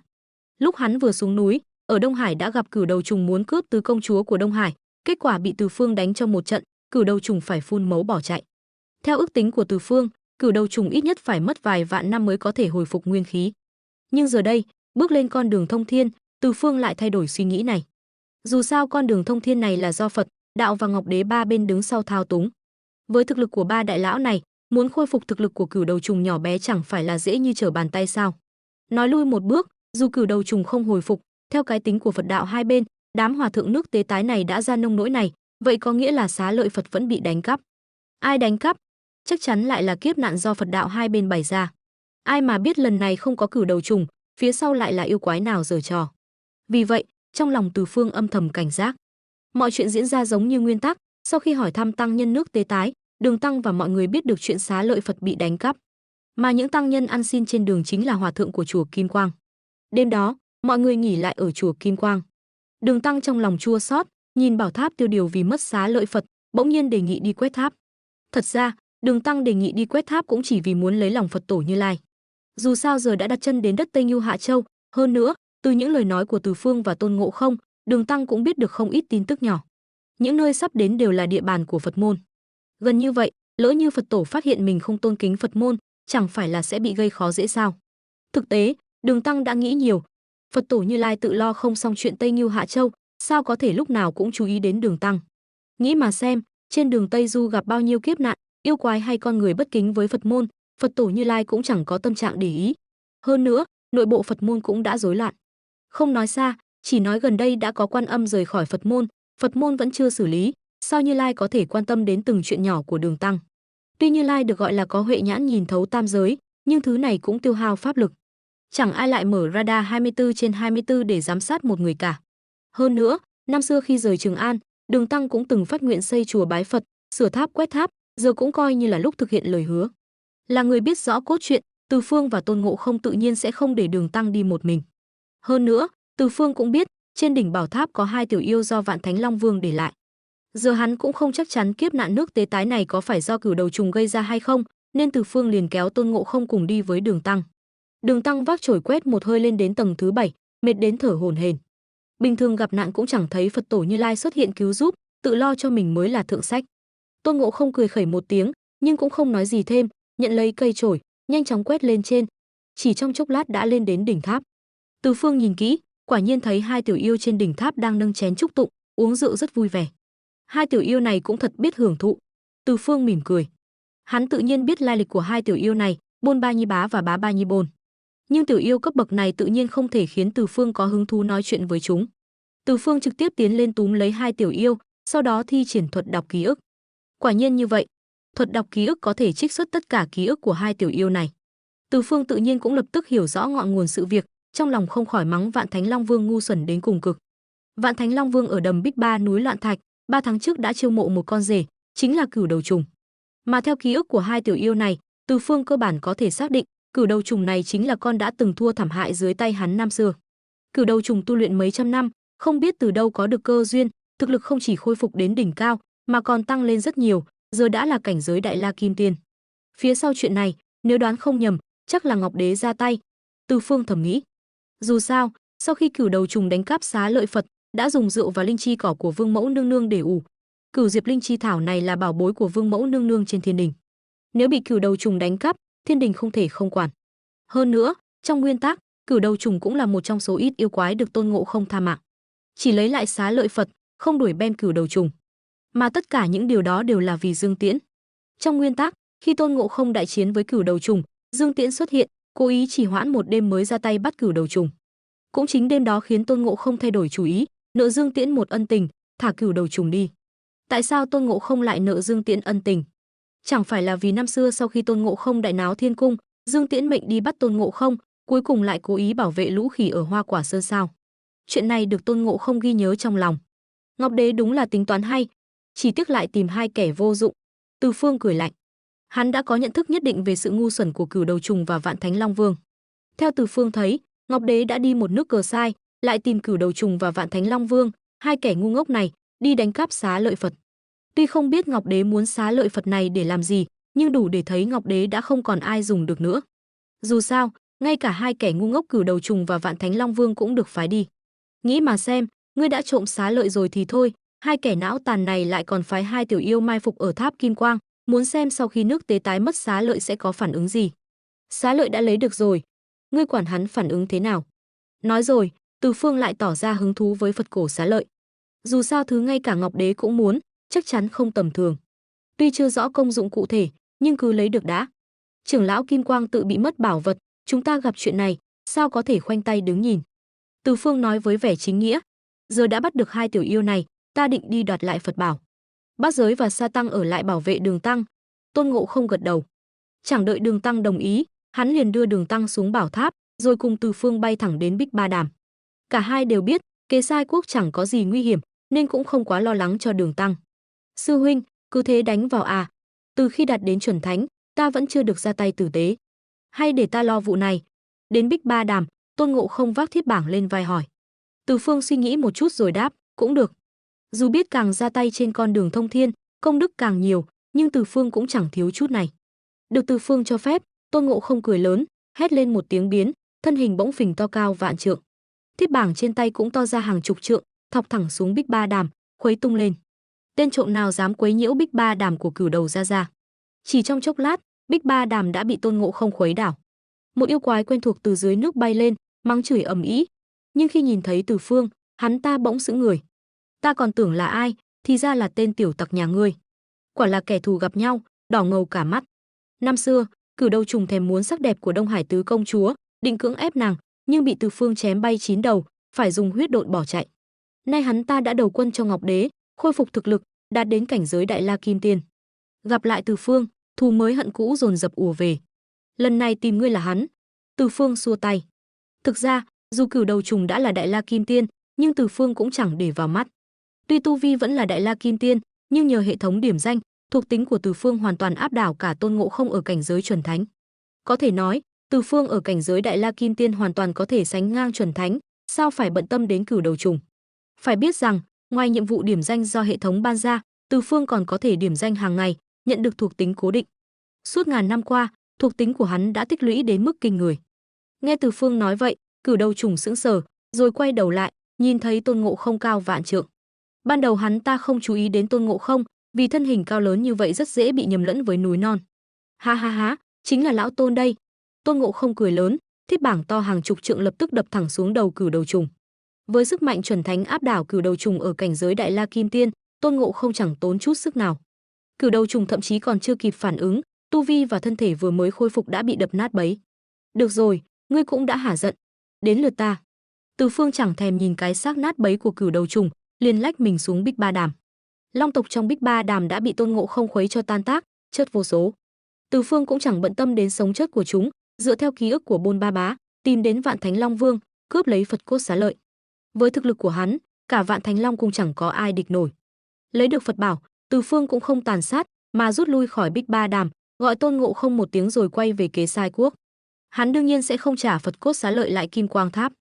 Hôm sau, hắn đưa Đường Tăng đến hoàng cung, ép đổi thông hành văn điệp, rồi thẳng tiến về phía tây, bỏ mặc Kế Sai Quốc cùng số phận của đám hòa thượng. Qua Kế Sai Quốc, mọi người đi khoảng nửa tháng thì thấy phía trước có một dãy núi chắn ngang. Núi non chằng chịt gai góc, dây leo quấn quanh, thoạt nhìn có đường mòn ẩn hiện, nhưng đã bị gai góc che khuất. Chắc đây là Cát Tường Linh 800 dặm rồi, Từ Phương thầm nghĩ. Trên Cát Tường Linh có mấy tên yêu quái ngu ngốc, vốn dĩ chẳng liên quan gì đến con đường Tây Du, nhưng lại cứ thích bắt Đường Tăng. Mà bắt Đường Tăng về không phải để ăn thịt, mà lại chơi trò thi thơ suốt đêm. Thôi thì thích văn chương, thích thơ phú cũng được, nhưng sau khi trò chuyện vui vẻ với Đường Tăng, mấy tên yêu quái này lại còn làm mai mối, muốn gả một nữ yêu si tình cho Đường Tăng. Không phải ngu ngốc thì là gì? Thấy Cát Tường Linh chắn ngang, Từ Phương vẫn chưa có phản ứng gì, thì Chư Bát Giới đã tỏ ra hứng thú. Rõ ràng là Chư Bát Giới cũng có nhiệm vụ riêng mới gia nhập đội thỉnh kinh, chỉ là trước giờ bị Từ Phương và Tôn Ngộ Không áp chế, chẳng được tí công lao nào. Giờ thấy con đường đầy gai góc mà không có yêu quái nào, Chư Bát Giới liền hào hứng, Từ đại nhân, Ngộ Không, lão Chư da dày thịt béo, cũng có chút bản lĩnh, hay là để lão Chư mở đường. Từ Phương cũng không phản đối, còn Tôn Ngộ Không thì chẳng thèm làm cái việc mở đường này, liền xua tay với Chư Bát Giới. Chư Bát Giới mừng rỡ gật đầu, niệm chú, hét lên một tiếng địch, pháp lực dâng trào, thân hình biến thành cao 20 trượng, vác cửu xỉ đinh ba, hất tung gai góc trên đường. Sư phụ, Từ đại nhân, Ngộ Không, theo ta. Chư Bát Giới gọi lớn, mở đường phía trước. Đường Tăng cùng mọi người vội vàng theo sau. Đi suốt một ngày, gần trăm dặm, mặt trời dần buông xuống. Trong ánh hoàng hôn, một tấm bia đá hiện ra phía trước, trên đó khắc 3 chữ lớn, Cát Tường Linh. Dưới 3 chữ lớn còn có 2 câu nhỏ, gai góc mọc tùm 800 dặm, từ xưa có đường ít người qua. Chư Bát Giới thấy tấm bia, đắc ý nói, sau này trên bia phải thêm 2 câu nữa, nay Bát Giới đã mở đường, thẳng tiến Tây Phương đến cuối cùng. Há há, tên ngốc này, cứ lo mở đường đi đã. Từ Phương cười nói. Chư Bát Giới gật đầu, lại cặm cụi mở đường. Lại đi thêm một ngày một đêm, cuối cùng cũng đến trung tâm Cát Tường Linh. Chư Bát Giới bận rộn 2 ngày một đêm, đã mệt mỏi. Đường Tăng thấy thương Chư Bát Giới, vội bảo hắn dừng lại nghỉ ngơi. Lúc này, trong lòng Từ Phương bỗng dâng lên một cảm giác quen thuộc. Qua lớp gai góc phía trước, dường như có những bức tường đổ nát ẩn hiện. Đúng lúc mọi người đang nghỉ ngơi ở trung tâm Cát Tường Linh, một làn khói nhẹ lướt qua. Một lão già tự xưng là thổ địa, dẫn theo một yêu quái mặt xanh nanh vàng, bưng một đĩa bánh đến trước mặt Đường Tăng. Tiểu lão nhi là thổ địa ở đây, nghe tin Thánh Tăng đến. Lão già chưa nói hết câu, Tôn Ngộ Không đã cười lạnh, yêu quái giỏi lắm, dám giở trò trước mặt lão Tôn. Lão già và yêu quái giật mình, nhưng phản ứng rất nhanh, ném đĩa bánh về phía Tôn Ngộ Không, rồi một trận gió yêu thổi qua, cuốn Đường Tăng đi mất. Lão già này chắc là thập bát công trong đám yêu quái Cát Tường Linh. Từ Phương không lo lắng chuyện Đường Tăng bị bắt, dù sao Đường Tăng cũng không gặp nguy hiểm, còn có cả đêm để giải cứu. Hơn nữa còn có Tôn Ngộ Không, Chư Bát Giới và Sa Tăng, cứ để bọn họ đi tìm Đường Tăng là được. Mục đích của Từ Phương là muốn xem xét khu tường đổ nát phía sau Cát Tường Linh kia có gì. Đây là chuyện chưa từng được nhắc đến trong nguyên tắc, khiến Từ Phương không khỏi tò mò. Hắn cũng là kẻ nghệ cao nhân lớn, liền bảo Tôn Ngộ Không và những người khác chia nhau đi tìm Đường Tăng, còn mình thì biến mất. Khi xuất hiện trở lại, hắn đã đứng trước bức tường đổ nát hoang tàn. Có thể thấy, nơi đây từng là một đạo quán. Những bức tường đổ nát, những mảnh vỡ còn sót lại, cùng một tấm bia đá gần như mục nát, trên đó có khắc 3 chữ lớn mờ nhạt, Phương Thốn Quan. Cảm giác quen thuộc lại ùa về. Lúc trời gần tối, Phương Thốn Quan đổ nát hoang tàn, ẩn mình trong các tường linh đầy gai góc, không biết đã tồn tại bao nhiêu năm. Những góc tường loang lổ theo thời gian, mang theo vẻ tang thương cùng những vết đao chém. Một trong những vết chém đó khiến Từ Phương có cảm giác quen thuộc, như thể một nhát chém khai thiên, chia đôi đạo quán đổ nát này. Phương Thốn Quan, Phương Thốn Sơn, chẳng lẽ đạo quán này có liên quan gì đến sư phụ? Từ Phương thầm nghĩ. Cảm giác quen thuộc cùng cái tên của đạo quán đổ nát này khiến hắn có chút bất an. Bên trong đạo quán, dường như có thứ gì đó đang vẫy gọi hắn bước vào. Là phúc không phải họa, là họa khó tránh. Ta phải xem thử bên trong có thứ gì đang quấy phá, khiến ta cảm thấy quen thuộc. Từ Phương trầm ngâm một lúc, dùng pháp lực dò xét một lượt, rồi bước vào đạo quán. Đạo quán khá rộng, bên trong có nhiều điện thờ, lầu gác, nhưng theo thời gian đã đổ nát. Từ Phương đi theo cảm giác quen thuộc, đến chính điện ở giữa. Nhìn lên, thấy hai cánh cửa đồng cổ toát ra khí tức đạo pháp nhàn nhạt, phủ đầy bụi bặm. Đây là một di tích. Từ Phương nhíu mày, đi vòng qua cánh cửa đổ nát, bước vào chính điện. Chính điện này không biết đã bao nhiêu năm không người lui tới, bàn ghế ngổn ngang, bụi dày đặc khiến Từ Phương cau mày. Nhưng điều kỳ lạ là, ở phía sau chính điện, có một pho tượng vàng cao hơn trượng, sáng lấp lánh. Pho tượng này tạc hình một chàng trai trẻ mặc áo choàng dài, vai vác trường đao, mặt đeo mặt nạ tinh xảo, ánh mắt dưới mặt nạ sắc bén vô cùng. Không hiểu sao, Từ Phương luôn cảm thấy pho tượng này rất quen thuộc, và ánh mắt dưới mặt nạ cũng khiến hắn thấy không xa lạ. Khi Từ Phương đến gần pho tượng, nó như sống dậy, ánh mắt linh hoạt, dường như muốn xuyên thấu tâm can hắn. Keng! Đúng lúc này, một tiếng kim loại va chạm vang lên. Từ Phương giật mình, nhìn xung quanh với vẻ nghi hoặc. Pháp lực của hắn vẫn luôn hoạt động, có thể cảm nhận rõ ràng xung quanh không có sinh vật nào, thậm chí không có chút dao động linh khí nào. Xoảng! Lúc này, Từ Phương bỗng thấy phía trước lóe lên ánh vàng. Pho tượng cao hơn trượng bỗng vỡ vụn, chỉ còn lại trường đao trên vai tượng rơi xuống bệ đá, cắm phập vào đó. Dường như trên trường đao này cũng có một loại phong ấn nào đó. Lúc này, theo pho tượng vỡ vụn, trường đao cuối cùng cũng phá vỡ phong ấn, sát khí ngút trời. Trên trường đao phủ đầy vàng lá. Giờ đây, vàng lá dần bong ra, lộ ra hình dáng ban đầu của trường đao. Đây là một thanh trường đao đầy rỉ sét, thoạt nhìn không có gì đặc biệt. Nhưng khi Từ Phương đến gần, một luồng hào quang bỗng tỏa ra. Trước mắt Từ Phương như hiện lên hình ảnh một người vai vác trường đao, ngạo nghễ giữa tam giới. Trường đao rỉ sét chém gió tan mây, kẻ địch lần lượt ngã xuống dưới lưỡi đao, máu chảy thành sông, xương chất thành núi. Dường như cả tam giới đều chìm trong cảnh tượng chém bem của người này. Trên không trung, những thân ảnh sư tử rơi xuống như mưa. Còn bóng dáng vác đao kia thì tiến thẳng lên tam thập tam thiên. Trong tam giới rộng lớn này, hắn ta đứng sừng sững giữa trời đất, đao quang từ phía. Dưới ánh đao, vô số kẻ địch lần lượt ngã xuống. Một người một đao, vạn người không địch nổi. Cuối cùng, bóng dáng đeo mặt nạ, vác trường đao này cũng đến tam thập tam thiên. Hắn ta bị nguyền rủa. 4 bóng người chắn ngang phía trước. Đó là Thái Thượng Lão Quân và Nguyên Thủy Thiên Tôn. Từ Phương nheo mắt, nhận ra 2 người trong số 4 người chắn đường kia, chính là Thái Thượng Lão Quân và Nguyên Thủy Thiên Tôn của đạo môn. Còn 2 người kia, Từ Phương chưa từng gặp, nhưng nhìn pháp bảo và trang phục của họ, không khó để đoán ra, chắc hẳn là 2 vị thánh nhân phương Tây, chuẩn đề và tiếp dẫn. 4 vị thánh nhân chắn đường, nhưng người này không hề sợ hãi, trường đao trong tay múa như bay. Hắn ta không dùng pháp bảo hay thần thông gì, chỉ bằng một thanh trường đao, chém bem khắp tam giới, hiếm khi gặp đối thủ. Nhưng khi 4 vị thánh nhân liên thủ, người này dường như gặp vấn đề, pháp lực trong cơ thể dần dần bất ổn, một tia sáng vàng lóe lên. Theo pháp lực trong cơ thể người này ngày càng bất ổn, 4 vị thánh nhân càng đánh càng hăng, pháp bảo và thần thông thi triển không ngừng. Cuối cùng, ầm một tiếng, dường như có một luồng sức mạnh nào đó trong cơ thể người này bị kích nổ, khí tức giảm mạnh, trường đao trong tay cũng rơi xuống. Ngươi cũng có ngày hôm nay. Thái Thượng Lão Quân cười lạnh, thái cực đồ trong tay hiện ra. Hừ, dù lâm vào đường cùng, cũng không phải lũ chuột nhất có thể bắt nạt. Người này cười lạnh, hai tay bỗng kết ấn. một luồng sức mạnh kinh người bùng phát. Đây là pháp tắc luân hồi. Nhìn thấy cảnh này, Từ Phương bỗng co rút đồng tử. Hắn thấy người này sử dụng rõ ràng là sức mạnh của pháp tắc luân hồi. Chỉ bằng sức mạnh của thân thể đã có thể chiến đấu với 4 vị thánh nhân, tu vi của người này phải cao đến mức nào? Từ Phương thầm nghĩ. Đúng lúc này, hình ảnh trước mắt dần mờ đi, rồi vỡ vụn. Từ Phương hoa mắt, mọi hình ảnh đều biến mất. Còn thanh trường đao rỉ sét kia vẫn cắm trên bệ đá. Một người một đao, đại chiến tam giới. Từ Phương thoát khỏi ảo cảnh, nhìn thanh trường đao vẫn cắm trên bệ đá, tâm thần không khỏi chấn động. Đúng lúc này, thanh trường đao rỉ sét bỗng phát ra tiếng vù vù, như đang vui mừng, như đang gọi Từ Phương. Đây là... Từ Phương không khỏi động lòng. Thực ra, trước đây hắn đã gặp không ít pháp bảo, nhưng thứ khiến hắn có cảm giác thân thiết như vậy cũng chỉ có thiết bảng của Tôn Ngộ Không. Thậm chí, khi hắn đại chiến với cửu đầu trùng trên biển Đông, thiết bảng còn tự mình xuất hiện giúp đỡ. Giờ đây, tình huống này lại xuất hiện. Thứ này trông cũng không giống thần binh lợi khí gì. Hay là, ngay cả binh khí phàm tục cũng có thể hấp dẫn.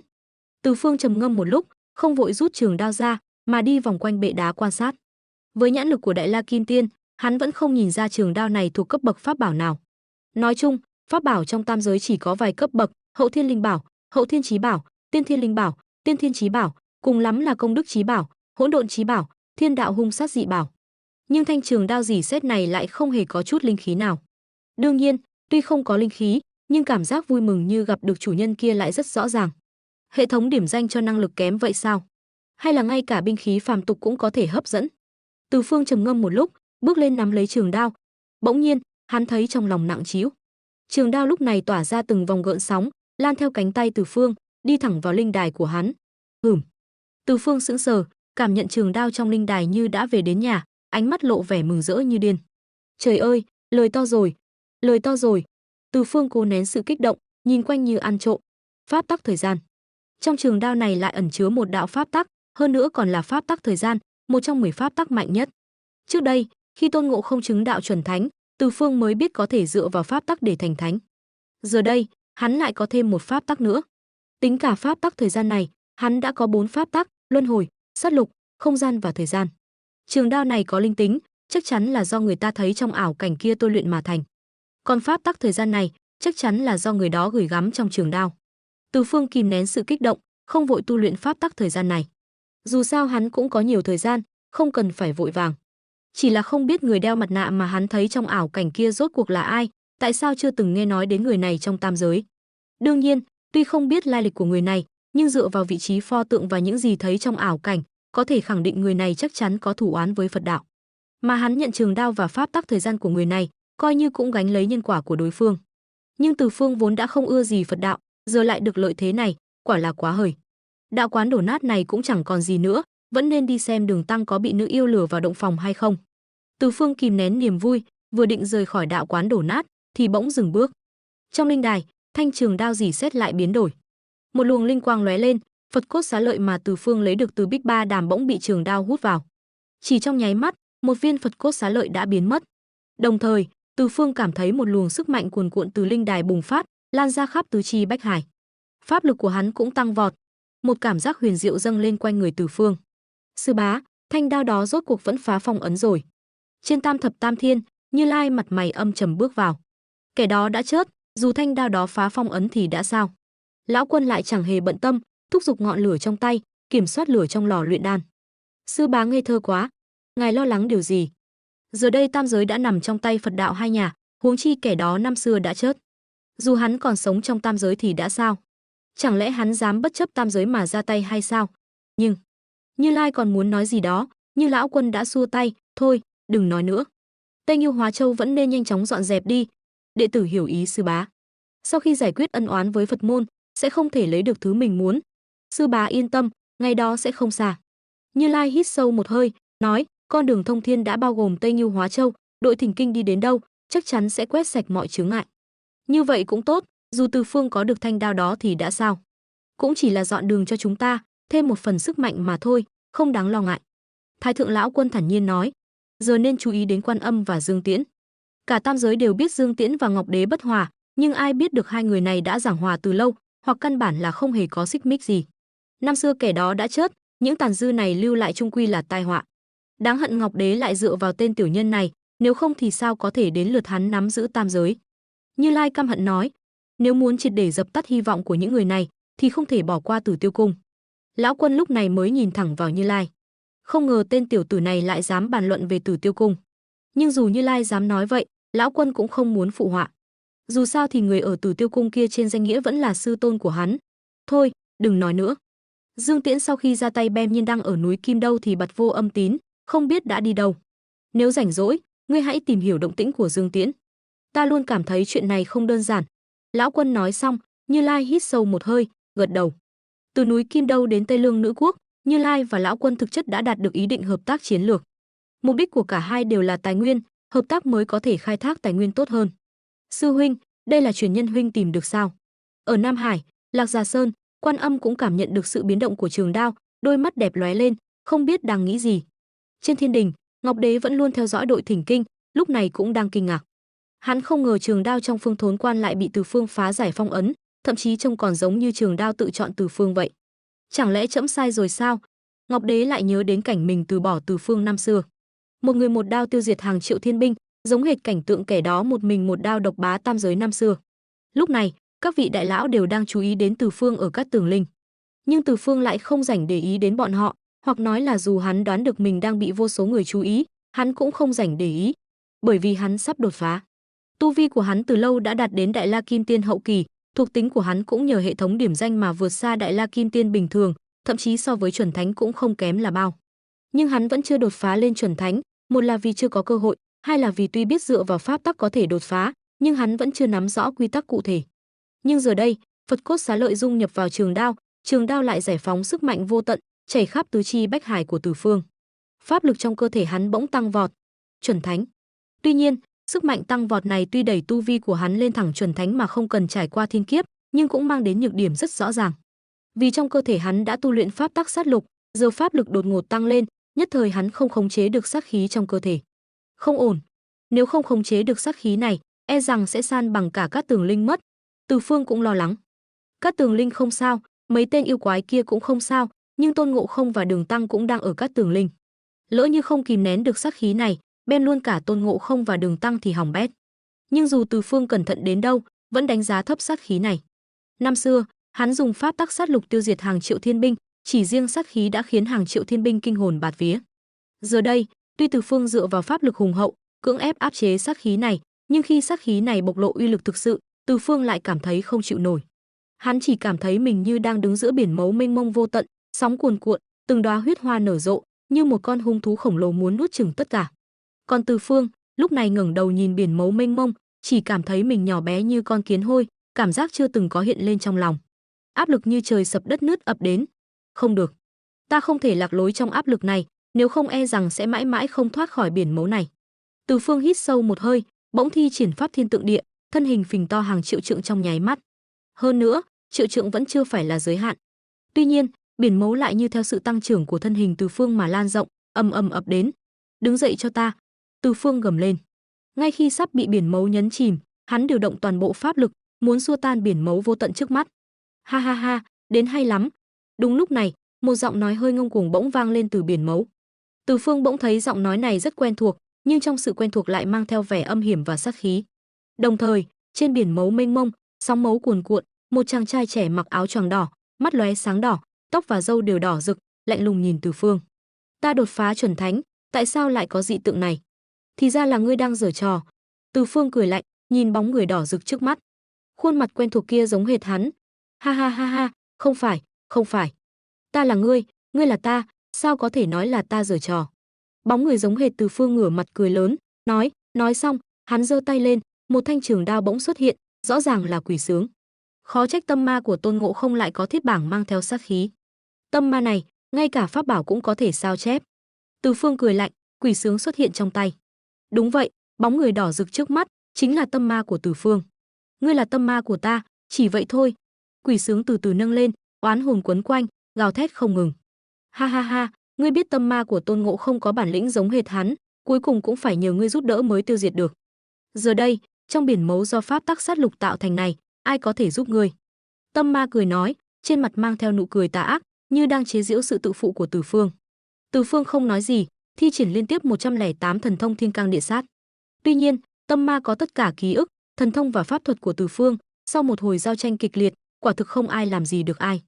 Dù sao tu vi, thân thể, thần thông pháp thuật, thậm chí cả ký ức của hai người đều giống hệt nhau, giống như chân giả Mỹ Hầu Vương trong nguyên tác, đánh nhau long trời lở đất cũng không làm gì được đối phương. Thế nào? Trong biển máu này, pháp lực của ngươi rồi cũng sẽ cạn kiệt. Còn ta có sức mạnh sát lục, biển máu này chính là nguồn pháp lực vô tận của ta. Tâm Ma vừa vung đao vừa nói, cứ tiếp tục thế này, ngươi chắc chắn sẽ thua.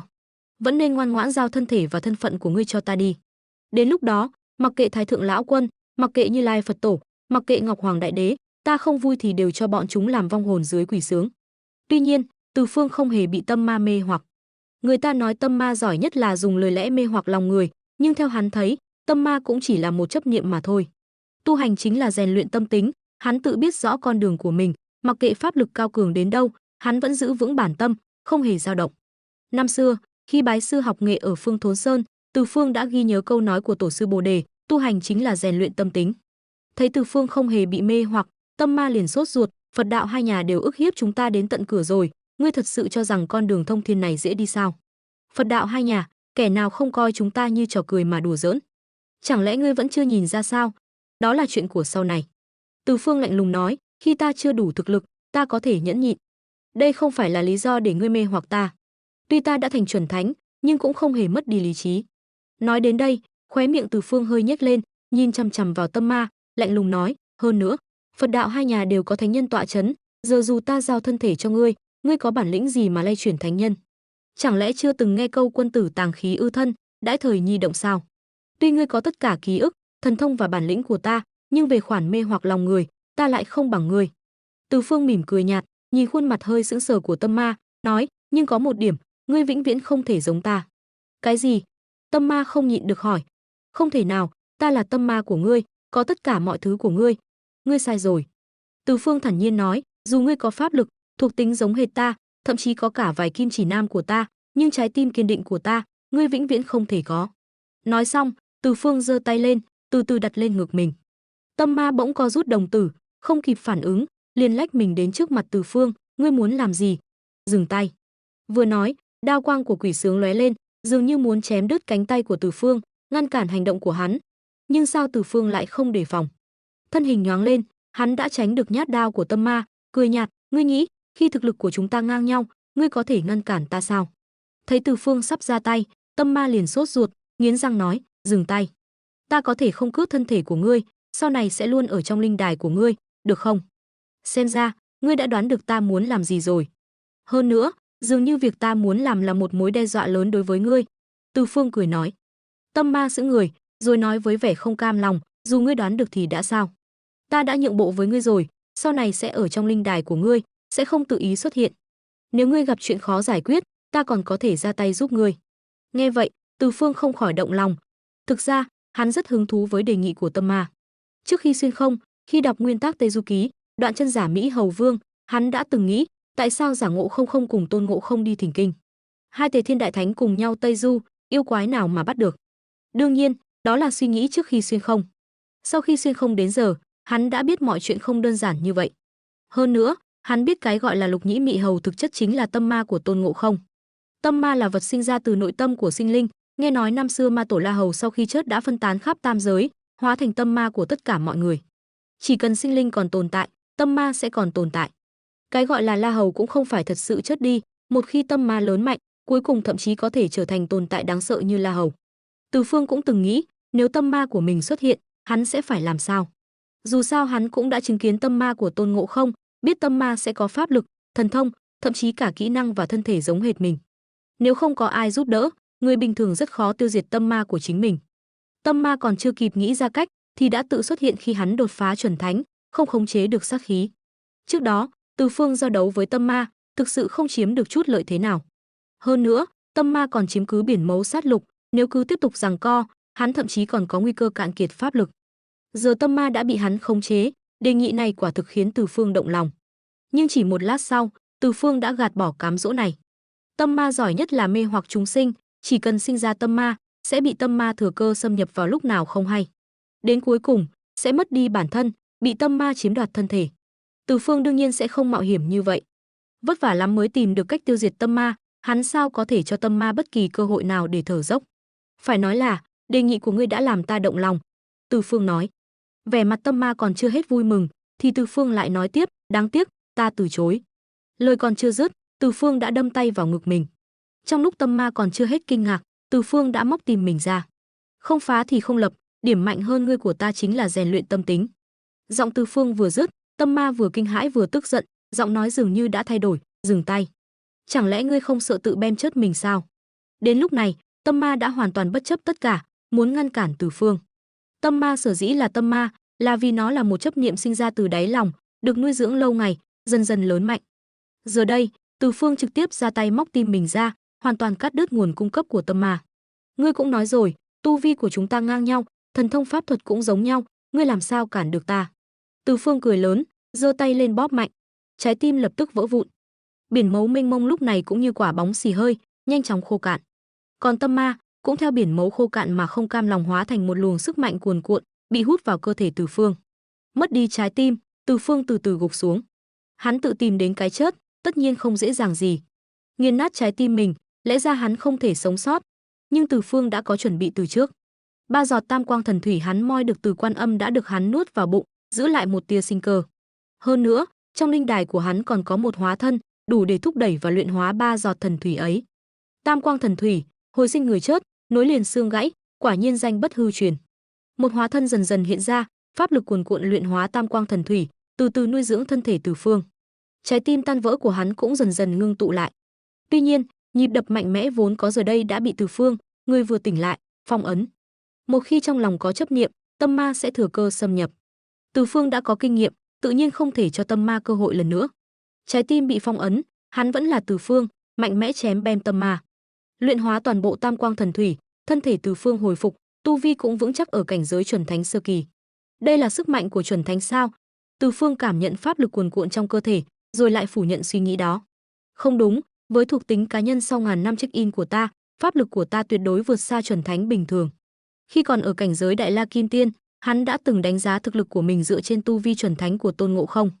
Giờ đây hắn đã tiến cấp chuẩn thánh, chỉ xét riêng về pháp lực, hắn đủ sức ngạo thị toàn bộ giới chuẩn thánh.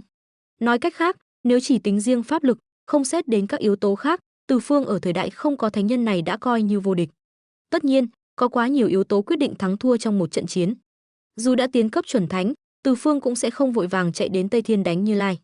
Dù sao đó cũng là Phật tổ Như Lai, phía sau còn có 2 vị thánh nhân phương Tây. Một khi Từ Phương thực sự đe dọa đến sự tồn vong của Phật môn, hoặc đe dọa đến tính mạng của Như Lai, 2 vị thánh nhân phương Tây chắc chắn sẽ không khoanh tay đứng nhìn. Thời gian còn dài, ta có đủ thời gian để chơi đùa với Phật môn và đạo môn. Từ Phương duỗi người, nhìn quanh đạo quán đổ nát. Mọi thứ vẫn như cũ, chỉ có tảng đá để lại một vết lõm do trường đao đâm vào. Bỗng nhiên, ánh mắt Từ Phương ngưng tụ, từ vết lõm đó, một luồng linh khí thoang thoảng bay ra. Nếu Từ Phương chưa tiến cấp chuẩn thánh, chắc chắn sẽ không thể phát hiện ra. Cảm giác này thật kỳ lạ. Từ Phương nhíu mày, ngẩng đầu nhìn về phía 33 tầng trời. Đạo quán đổ nát này toát ra vẻ kỳ quái. Ở trung tâm của một khu rừng đầy gai nhọn, có một đạo quán đổ nát như vậy. Trong đạo quán lại có một kim thân, người trong kim thân dường như có thù oán với cả Phật môn và đạo môn. Tại sao những năm qua, Phật môn và đạo môn không đến đạo quán này? Giờ đây, sau khi hái được quả ngọt lớn như thời gian pháp tắc, lúc sắp rời đi, Từ Phương lại phát hiện tảng đá mà kim thân đứng cũng có điều kỳ lạ. Trước đây ta đã cảm thấy có thứ gì đó quen thuộc trong đạo quán này, dường như đang gọi ta. Ngay cả khi lấy được trường đao, cảm giác này dường như cũng không giảm đi nhiều. Lẽ nào thứ thực sự gọi ta lại nằm trong tảng đá này? Từ Phương quan sát tảng đá vuông 3 thước, rồi đưa tay ấn vào. Pháp lực nhàn nhạt thấm vào bên trong, nhưng bên trong lại trống rỗng. Tuy nhiên, cảm giác được gọi rất quen thuộc và linh khí thoang thoảng tỏa ra lại không thể giả được. Ta muốn xem ngươi rốt cuộc có gì kỳ quái. Từ Phương nghiến răng, trực tiếp đấm vào tảng đá. Với thực lực cảnh giới chuẩn thánh của hắn, tảng đá này tự nhiên không chịu nổi một đấm. Tiếng ầm vang, tảng đá vỡ vụn. Sau đó, Từ Phương đột nhiên biến mất tại chỗ. Khi hắn kịp phản ứng, hắn không khỏi hít một hơi khí lạnh, bởi vì hắn phát hiện mình đã đến một không gian kỳ lạ. Không gian này cho hắn cảm giác rất quen thuộc, dường như giống hệt với không gian pháp trận của hắn. Điều khiến hắn kinh ngạc nhất chính là những thứ trong không gian pháp trận này. Không gian pháp trận trải dài không biết bao nhiêu vạn dặm, bên trong chất đống như núi các loại pháp bảo. Pháp bảo tỏa hào quang, linh khí tràn ngập, cứ như vậy nằm rải rác khắp không gian. Bên dưới những pháp bảo này, trên mặt đất của toàn bộ không gian pháp trận, mọc vô số kỳ hoa dị thảo. Long tiên thảo, kỳ la hoa, đủ loại, Từ Phương có thể gọi tên được hay không gọi tên được đều có ở đây. Từ Phương trừng mắt, trong lòng dấy lên sóng gió vô tận. Ta đang nằm mơ sao? Đây là mơ. Từ Phương véo mạnh vào đùi mình. Cơn đau khiến Từ Phương nhăn mặt. Nhưng chưa kịp phản ứng, một tiếng xé gió vang lên, một luồng sát khí lạnh lẽo từ trên trời giáng xuống. Đó là Hồng Mông Lượng Thiên Xích. Con ngươi Từ Phương như muốn lồi ra. Là một đại lão chuẩn thánh mới thăng cấp, hắn tự nhiên cũng có nhãn lực của mình. Vật thể của luồng sát khí sắc bén đang xoay tròn trên không trung rõ ràng là một chiếc cưa răng cưa màu đen rộng lớn. Trong tam giới này, hình như chỉ có ta và Trấn Nguyên Tử tu luyện không gian.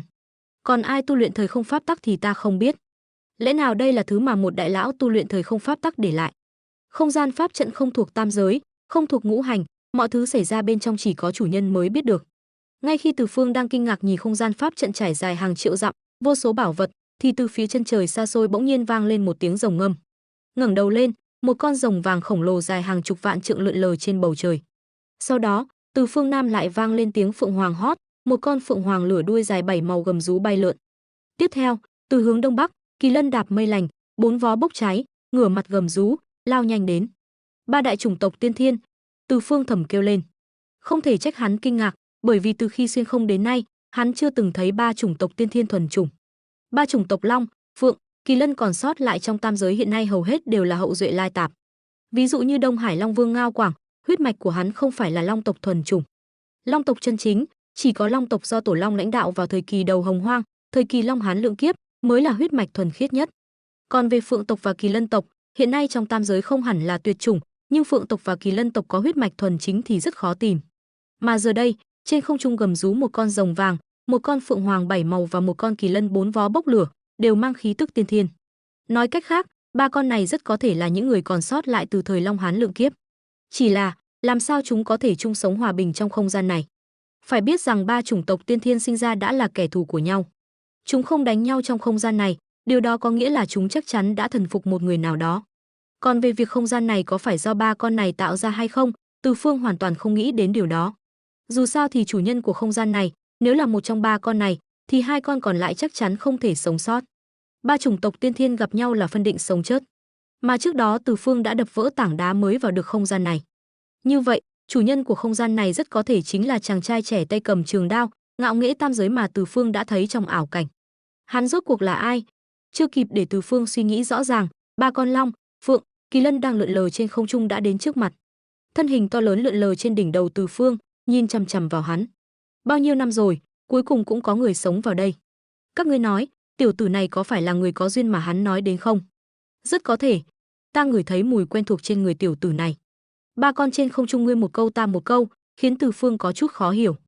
Tuy nhiên, trong lòng hắn lại dâng lên sự cảnh giác không nhỏ.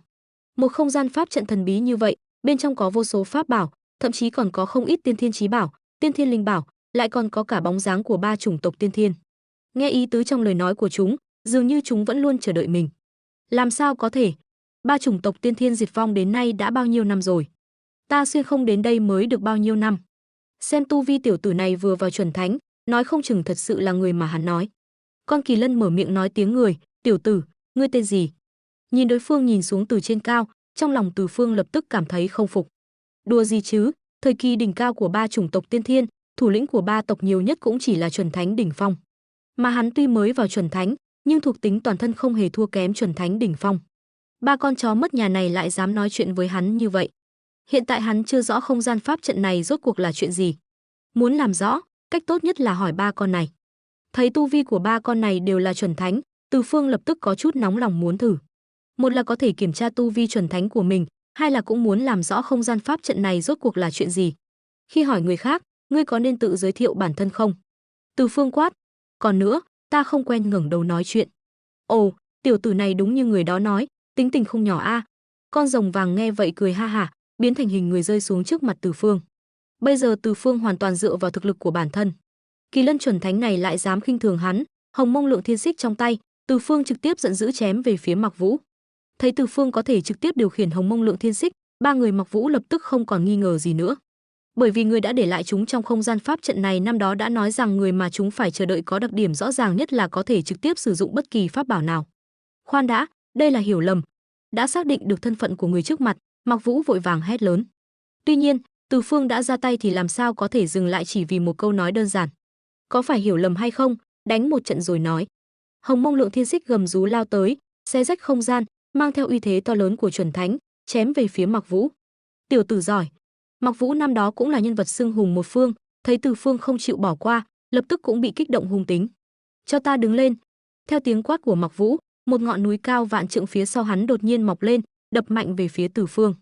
Đối mặt với ngọn núi đang lao tới, Từ Phương không né tránh, Hồng Mông Lượng Thiên Xích thừa thế chém xuống. Khí thế lưu chuyển, ầm một tiếng, ngọn núi vạn trượng hóa thành đá vụn. Uy thế của Hồng Mông Lượng Thiên Xích không hề giảm, Mạc Vũ không hề hoảng loạn, thân hình liên tục lóe lên. Sau đó, hết ngọn núi này đến ngọn núi khác liên tiếp mọc lên, đập mạnh về phía Từ Phương. Ầm ầm ầm. Từng tiếng nổ vang lên, vô số ngọn núi hùng vĩ đập về phía Từ Phương, dày đặc đến mức khiến người ta tê dại ra đầu. Uy thế của chuẩn thánh thật đáng sợ. Tuy nhiên, Từ Phương lại không hề hoảng loạn. Mạc Vũ muốn so đấu pháp lực với hắn, điều này chính hợp ý Từ Phương. Cho ta biến. Thân hình Từ Phương rung lên, khí thế lưu chuyển, những ngọn núi liên tiếp lao tới chưa kịp chạm vào Từ Phương đã nổ tung. Bị ngươi vây công lâu như vậy, cũng nên đến lượt ta rồi. Từ Phương cười lạnh, pháp lực quanh thân đột nhiên lưu chuyển, Hồng Mông Lượng Thiên Xích liên tục chém ra từng bóng cưa, đan xen thành một tấm lưới khổng lồ, chụp xuống đầu Mạc Vũ. Hừ, cho vặt vãnh. Mạc Vũ cười khẩy một tiếng, ngửa mặt gầm rú, tiểu tử, mới vào chuẩn thánh, pháp lực không phải dùng như vậy. Để ta dạy ngươi. Tuy nhiên, tiếng gầm rú chưa dứt, giọng nói của Mạc Vũ đột nhiên im bặt. Ngươi mắc bẫy rồi. Từ Phương cười lạnh. Sau đó, từng vòng xoáy đột nhiên xuất hiện trước mặt hắn. Nghịch chuyển luân hồi pháp tắc. Kiếm quang lóe lên, nghịch chuyển luân hồi pháp tắc đột nhiên xuất hiện. Toàn bộ không gian pháp trận dường như trở nên kỳ lạ trong khoảnh khắc này. Không gian vốn xanh tươi, pháp bảo khắp nơi, kỳ hoa dị thảo, lúc này lại trở nên xám xịt. Những pháp bảo vốn tràn đầy linh khí và kỳ hoa dị thảo khắp nơi lúc này dường như bị rút cạn linh khí. Mà nguồn gốc của linh khí chính là Từ Phương. Từ Phương tay cầm Hồng Mông Lượng Thiên Xích, trong lòng bàn tay trái, một vòng xoáy màu xám dần dần hiện ra, linh khí bên trong dồi dào đến cực điểm, có thể nói là kinh khủng. Ngươi lại hút hết linh khí của pháp bảo và kỳ hoa dị thảo. Ngươi muốn làm gì? Lúc này, Phượng tộc đang lượn lờ trên không trung kêu lên một tiếng chói tai. Nhanh dừng tay! Ngươi muốn hủy hoại không gian này sao? Nhanh dừng tay! Không gian này là nền tảng để ngươi thăng cấp sau này, không thể hủy hoại. Long tộc lúc này cũng vô cùng lo lắng, nhưng chúng không dám ra tay ngăn cản, bởi vì chúng cảm nhận được một luồng khí tức cực kỳ nguy hiểm từ vòng xoáy màu xám. Trực giác mách bảo chúng rằng nếu thực sự ra tay ngăn cản, một khi vòng xoáy sụp đổ, không gian pháp trận này sẽ thực sự bị hủy hoại, mà hy vọng của chúng cũng sẽ tan biến theo sự hủy diệt của không gian. Liên quan gì đến ta? Từ Phương cười lạnh một tiếng, sau đó đánh từng đạo ấn ký vào vòng xoáy màu xám. Theo động tác của Từ Phương, vòng xoáy màu xám cũng dần dần trở nên bất ổn. Bùm! Vòng xoáy đột nhiên tan biến, sau đó một luồng tử khí âm u lan tỏa ra xung quanh Từ Phương. Chết tiệt! Sao hắn lại tìm được một tên ngốc như vậy đến đây? Mạc Vũ lúc này cũng lo lắng vô cùng. Ban đầu chỉ muốn thử thực lực của Từ Phương, kết quả không ngờ tiểu tử này lại có tính cách cứng rắn như vậy. Chỉ là so đấu pháp lực thôi mà, cần gì phải liều mạng như vậy? Nhanh chóng liên thủ, nếu không không gian này chắc chắn sẽ bị hủy. Mạc Vũ gầm lên một tiếng, điều động toàn bộ pháp lực, cố gắng bảo vệ không gian này. Long tộc và Phượng tộc lúc này cũng phản ứng lại, đồng loạt ra tay. Tuy nhiên, mục tiêu của chúng không phải là Từ Phương, mà là liên thủ với Mạc Vũ, thi triển pháp lực hùng mạnh, bảo vệ không gian này. Ầm! Cuối cùng, hai luồng lực lượng va chạm mạnh vào nhau, tiếng nổ lớn vang lên. Đừng! Đừng! Từ Phương chỉ cảm thấy pháp lực của mình như va vào bức tường đồng, bị pháp lực liên thủ của ba con kia đánh bật trở lại, nổ tung. Không gian lập tức vỡ vụn. Thấy không gian vỡ vụn, ba con long, phượng, kỳ lân tức giận, dùng hết sức lực, miễn cưỡng bảo vệ được một nửa không gian. Tiểu tử, ngươi thắng rồi. Nhanh dừng tay, chúng ta thần phục. Thấy Từ Phương dường như còn muốn tiếp tục ra tay, không phá hủy không gian này thì không chịu bỏ qua, Mạc Vũ nghiến răng, vội vàng hét lớn. Đồng thời, Long tộc cũng nói, nhanh dừng tay, chúng ta thần phục.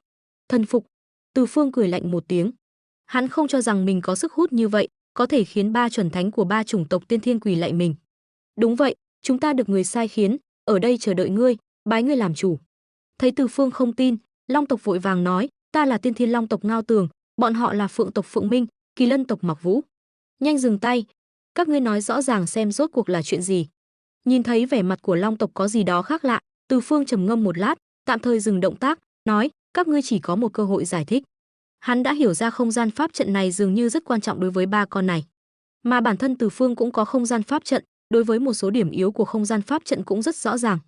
Qua giao thủ với Mạc Vũ, Từ Phương cũng đã xác nhận thực lực của mình, giao thủ với chuẩn thánh hậu kỳ chiếm ưu thế hơn. Năm đó chúng ta gặp Thánh Tôn, tình cờ được Thánh Tôn cứu. Đợi chúng ta dưỡng thương xong, thế giới đã thay đổi, ba tộc đã diệt vong. Thấy Từ Phương vừa động, Long tộc Ngao Tường lau mồ hôi, giải thích, chúng ta định tập hợp sinh linh ba tộc còn sót lại trên thế gian, phản công thiên đế, nhưng vì thiên đạo mà không thành công. Bất đắc dĩ, chúng ta đã giao dịch với Thánh Tôn. Chúng ta làm nô lệ cho hắn, sau một nguyên hội, hắn sẽ giúp chúng ta khôi phục ba tộc. Đúng vậy. Phượng tộc Phượng Minh lúc này cũng khôi phục hình người, biến thành một phụ nữ trung niên, lạnh lùng nói, tuy nhiên, Thánh Tôn cuối cùng đã bị ám toán. Trước khi rời đi, hắn dặn dò chúng ta ở lại không gian pháp trận này và nói rõ rằng trong tương lai hắn sẽ phái người vào đây để chúng ta bái làm chủ. Chủ nhân sẽ tiếp tục những việc hắn chưa hoàn thành, đợi chúng ta khôi phục tam giới. Các ngươi nói là có người hứa giúp các ngươi khôi phục ba tộc, mà các ngươi đồng ý ở đây chờ ta. Từ Phương sững sờ, không ngờ đến chuyện này, bởi vì hắn vào không gian pháp trận này hoàn toàn là tình cờ, căn bản không có ai chỉ điểm. Hơn nữa, Thánh Tôn rốt cuộc là ai? Đúng vậy. Mặc Vũ lúc này cũng gật đầu, sau đó quỳ xuống đất. Mặc Vũ lúc nãy vô lễ, cố ý thử thực lực của chủ nhân, xin chủ nhân trách phạt. Ngao Tường bái kiến chủ nhân. Chúng ta lúc nãy thái độ bất kính, xin chủ nhân trách phạt. Theo Mặc Vũ và Ngao Tường quỳ xuống, Phượng Minh cũng quỳ xuống, nói, chủ nhân, Mặc Vũ bản tính không xấu, chỉ là ở trong không gian này đã không biết bao nhiêu năm tháng, đột nhiên thấy chủ nhân giáng lâm, không nhịn được muốn thử thực lực của chủ nhân. Nhìn ba cao thủ chuẩn thánh hậu kỳ quỳ trước mặt mình, Từ Phương càng nhíu mày hơn. Hắn mơ hồ cảm thấy như có một tấm lưới lớn đang bao phủ mình, mà hắn lại không hề hay biết. Hắn không cho rằng đây là sự trùng hợp. Từ khi hắn bước vào rừng gai, cảm nhận được sự gọi mời mơ hồ trong đạo quán, nhìn thấy chàng trai trẻ tay cầm trường đao ngạo nghễ tam giới, cuối cùng đến không gian pháp trận này, một loạt sự việc dường như bị người ta thao túng. Mà nguồn gốc của tất cả dường như chính là Thánh Tôn mà ba con này nhắc đến. Thánh Tôn mà các ngươi nói, rốt cuộc là ai? Sau khi trầm ngâm một lát, Từ Phương hỏi. Câu hỏi này lại khiến ba người Mặc Vũ ngạc nhiên. Thánh Tôn không nói cho ngươi biết sao? Ta chỉ nhận nhiệm vụ, chưa từng gặp Thánh Tôn mà các ngươi nói. Lời này của Từ Phương tự nhiên nửa thật nửa giả. Mà ba người Mặc Vũ nhìn nhau, cuối cùng Ngao Tường can đảm nói, Thánh Tôn chưa từng lộ diện thật. Danh hiệu của hắn từ khi bị Phật môn và đạo môn tập kích năm đó đã bị cấm nhắc đến trên trời dưới đất. Tu vi của chúng ta không đủ, không dám mạo hiểm. Chúng đã thông qua đặc điểm của Từ Phương, hiểu rằng Từ Phương chính là người mà Thánh Tôn năm đó nhắc đến. Vì vậy, dù Từ Phương nói chưa từng gặp Thánh Tôn, chúng lúc này cũng sẽ không nghi ngờ thân phận của Từ Phương. Tu vi không đủ, không dám nhắc đến. Từ Phương suy nghĩ kỹ lời nói của Mặc Vũ. Ba người bọn họ đã là tu vi chuẩn thánh hậu kỳ, ngay cả bọn họ cũng không dám nhắc đến danh hiệu, chẳng lẽ là thánh nhân. Nhưng theo Từ Phương biết, tam giới này chỉ có 6 vị thánh nhân.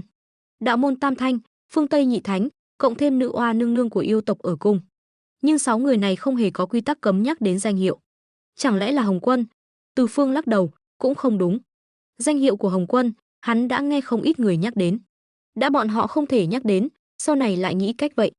Ba người này đều là chuẩn thánh hậu kỳ, cũng coi như một thế lực không nhỏ. Từ Phương suy nghĩ một chút, nói, các ngươi đã nghe theo lệnh của Thánh Tôn, tôn ta làm chủ, vậy có nghĩa là nhân quả của các ngươi sẽ đặt lên người ta. Phục hưng ba chủng tộc tiên thiên, nhân quả to lớn như vậy, các ngươi hẳn là biết nó có nghĩa là gì chứ? Tự nhiên là biết. Ngao Tường gật đầu, nói, chúng ta giao phó nhân quả này cho chủ nhân, tính mạng của chúng ta cũng sẽ hoàn toàn nằm trong tay chủ nhân. Nói xong, ba người rất ăn ý rút ra một tia nguyên thần, cung kính đưa cho Từ Phương.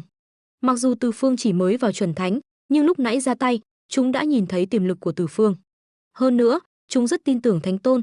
Thánh Tôn đã giao phó chuyện này cho người này nhất định có năng lực gánh vác ba tộc. Tốt, đã như vậy, ta sẽ nhận. Từ Phương gật đầu, nhận lấy nguyên thần của ba người, trực tiếp tế luyện. Nguyên thần của ba người nằm trong tay hắn, có thể nói chỉ cần Từ Phương một ý niệm là có thể tiêu diệt ba người này. Tự nhiên cũng không lo lắng ba người bọn họ giở trò gì. Bây giờ không gian này đã bị hủy một nửa, các ngươi cũng không tiện ở lại đây. Nói đến đây, Từ Phương giơ tay lên, lấy ra quỷ xích, đưa cho Ngao Tường, Vô Danh. Từ Phương là quân sư của yêu tộc tam giới hiện nay, các ngươi có thể cầm quỷ xích này đến Đông Thắng Thần Châu an tâm tu luyện. Đợi ta rảnh rỗi sẽ giúp các ngươi khôi phục ba tộc. Tuân lệnh chủ nhân. Ngao Tường nhận lấy quỷ xích, ba người cung kính gật đầu với Từ Phương. Tuy nhiên, bản thể của các ngươi quá kinh người, bây giờ tạm thời không tiện lộ diện. Các ngươi hãy đến Đông Thắng Thần Châu với hình dạng con người, đến lúc đó sẽ có người sắp xếp cho các ngươi.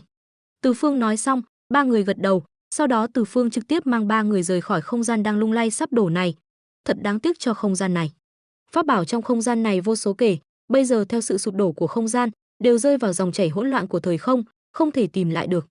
Tuy nhiên, Từ Phương không quan tâm. Đối với hắn, pháp bảo chỉ là phụ trợ, sau này có rất nhiều cơ hội tìm kiếm pháp bảo.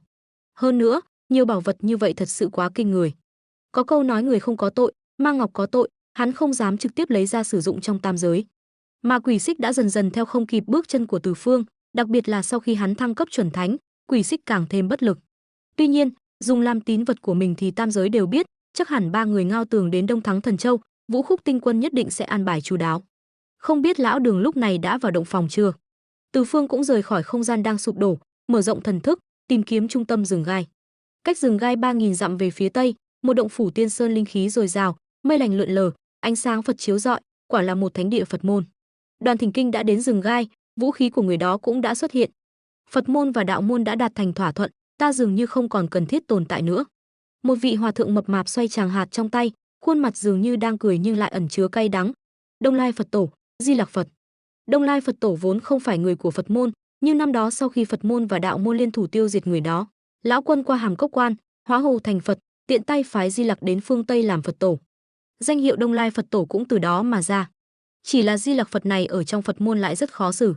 Vì hắn không phải người của Phật môn, nên các vị Bồ Tát, La Hán của Phật môn không tôn trọng hắn. Dù sao thánh nhân cũng đã nói, hòa thượng cười này là kẻ phản bội Phật môn, một lòng hướng về đạo môn. Vốn dĩ chuyện này cũng không có gì. Phật môn và đạo môn luôn đối đầu nhau, dù trong Phật môn không ai coi trọng Di Lặc, nhưng Di Lặc với tư cách là đại diện của đạo môn đóng quân ở Phật môn, tự nhiên cũng có tác dụng của hắn. Chỉ là sau cuộc trò chuyện trên bàn cờ thiên địa, Phật môn và đạo môn đạt thành nhất trí, Di Lặc bắt đầu hoảng sợ. Một khi Phật môn và đạo môn hòa thuận, Đông Lai Phật Tổ này còn tác dụng gì nữa? Dù sao Phật môn và đạo môn đều không cần đến hắn. Thế Tôn, chúng ta phải làm sao bây giờ? Trước mặt Di Lặc, một đồng tử tóc vàng râu vàng cũng lo lắng không yên. Dù sao với tư cách là đồng tử của Di Lặc, vinh nhục cùng hưởng, mà hắn luôn trung thành với Di Lặc có chuyện gì cũng không giấu hắn. Chuyện này nhất định phải để Phật môn và đạo môn coi trọng sự tồn tại của ta. Cùng lúc đó, ở Linh Sơn phương Tây, Như Lai ngồi ngay ngắn trong đại điện, nhìn khắp tam giới, tự nhiên biết Từ Phương và những người khác đã đến rừng gai. Tuy nhiên, rừng gai đối với Như Lai mà nói hoàn toàn là cấm địa. Ngay cả Như Lai với tu vi chuẩn thánh cũng chưa từng đặt chân đến nơi này. Qua rừng gai, cách Tiểu Tây Thiên của Di Lặc dường như không còn xa nữa. Theo lời lẩm bẩm của Như Lai, Ca Diếp tôn giả bên cạnh cúi người xuống, nhỏ giọng hỏi: "Thế Tôn, Di Lặc tôn giả?" Không cần để ý đến Di Lặc. Di Lặc bây giờ đã rơi vào thế tiến thoái lưỡng nan, lần này cũng là cơ hội để hắn lựa chọn. Như Lai cười lạnh nói, hắn muốn dựa vào đạo môn đã liên thủ với chúng ta, bây giờ xem hắn có biết điều hay không. Mà lúc này, Từ Phương đã tìm thấy lão Đường đang ngồi không yên. Phía trước, mấy yêu tinh cây đang kéo lão Đường ngâm thơ đối đáp, lại có nữ yêu tinh muốn vào động phòng với lão Đường, khiến lão Đường ngồi không yên, như bị bệnh trĩ vậy. Hắn đã có không ít kinh nghiệm gặp gỡ mỹ nhân, biết nhất cử nhất động của mình đều bị người ta theo dõi, vì vậy dù trong lòng dao động vạn phần, cũng không dám biểu hiện ra ngoài. Quả nhiên, ngay khi lão Đường đang ngồi không yên, bóng dáng của Từ Phương đột nhiên xuất hiện. Dáng người kém như vậy, ngươi lấy đâu ra mặt mũi muốn thành thân với Đường Tăng, vào động phòng? Từ Phương vừa xuất hiện đã tiện tay bóp tay nữ yêu tinh, cười nhạo. Mà lão Đường lúc này thấy Từ Phương xuất hiện, trong lòng lập tức thở phào nhẹ nhõm.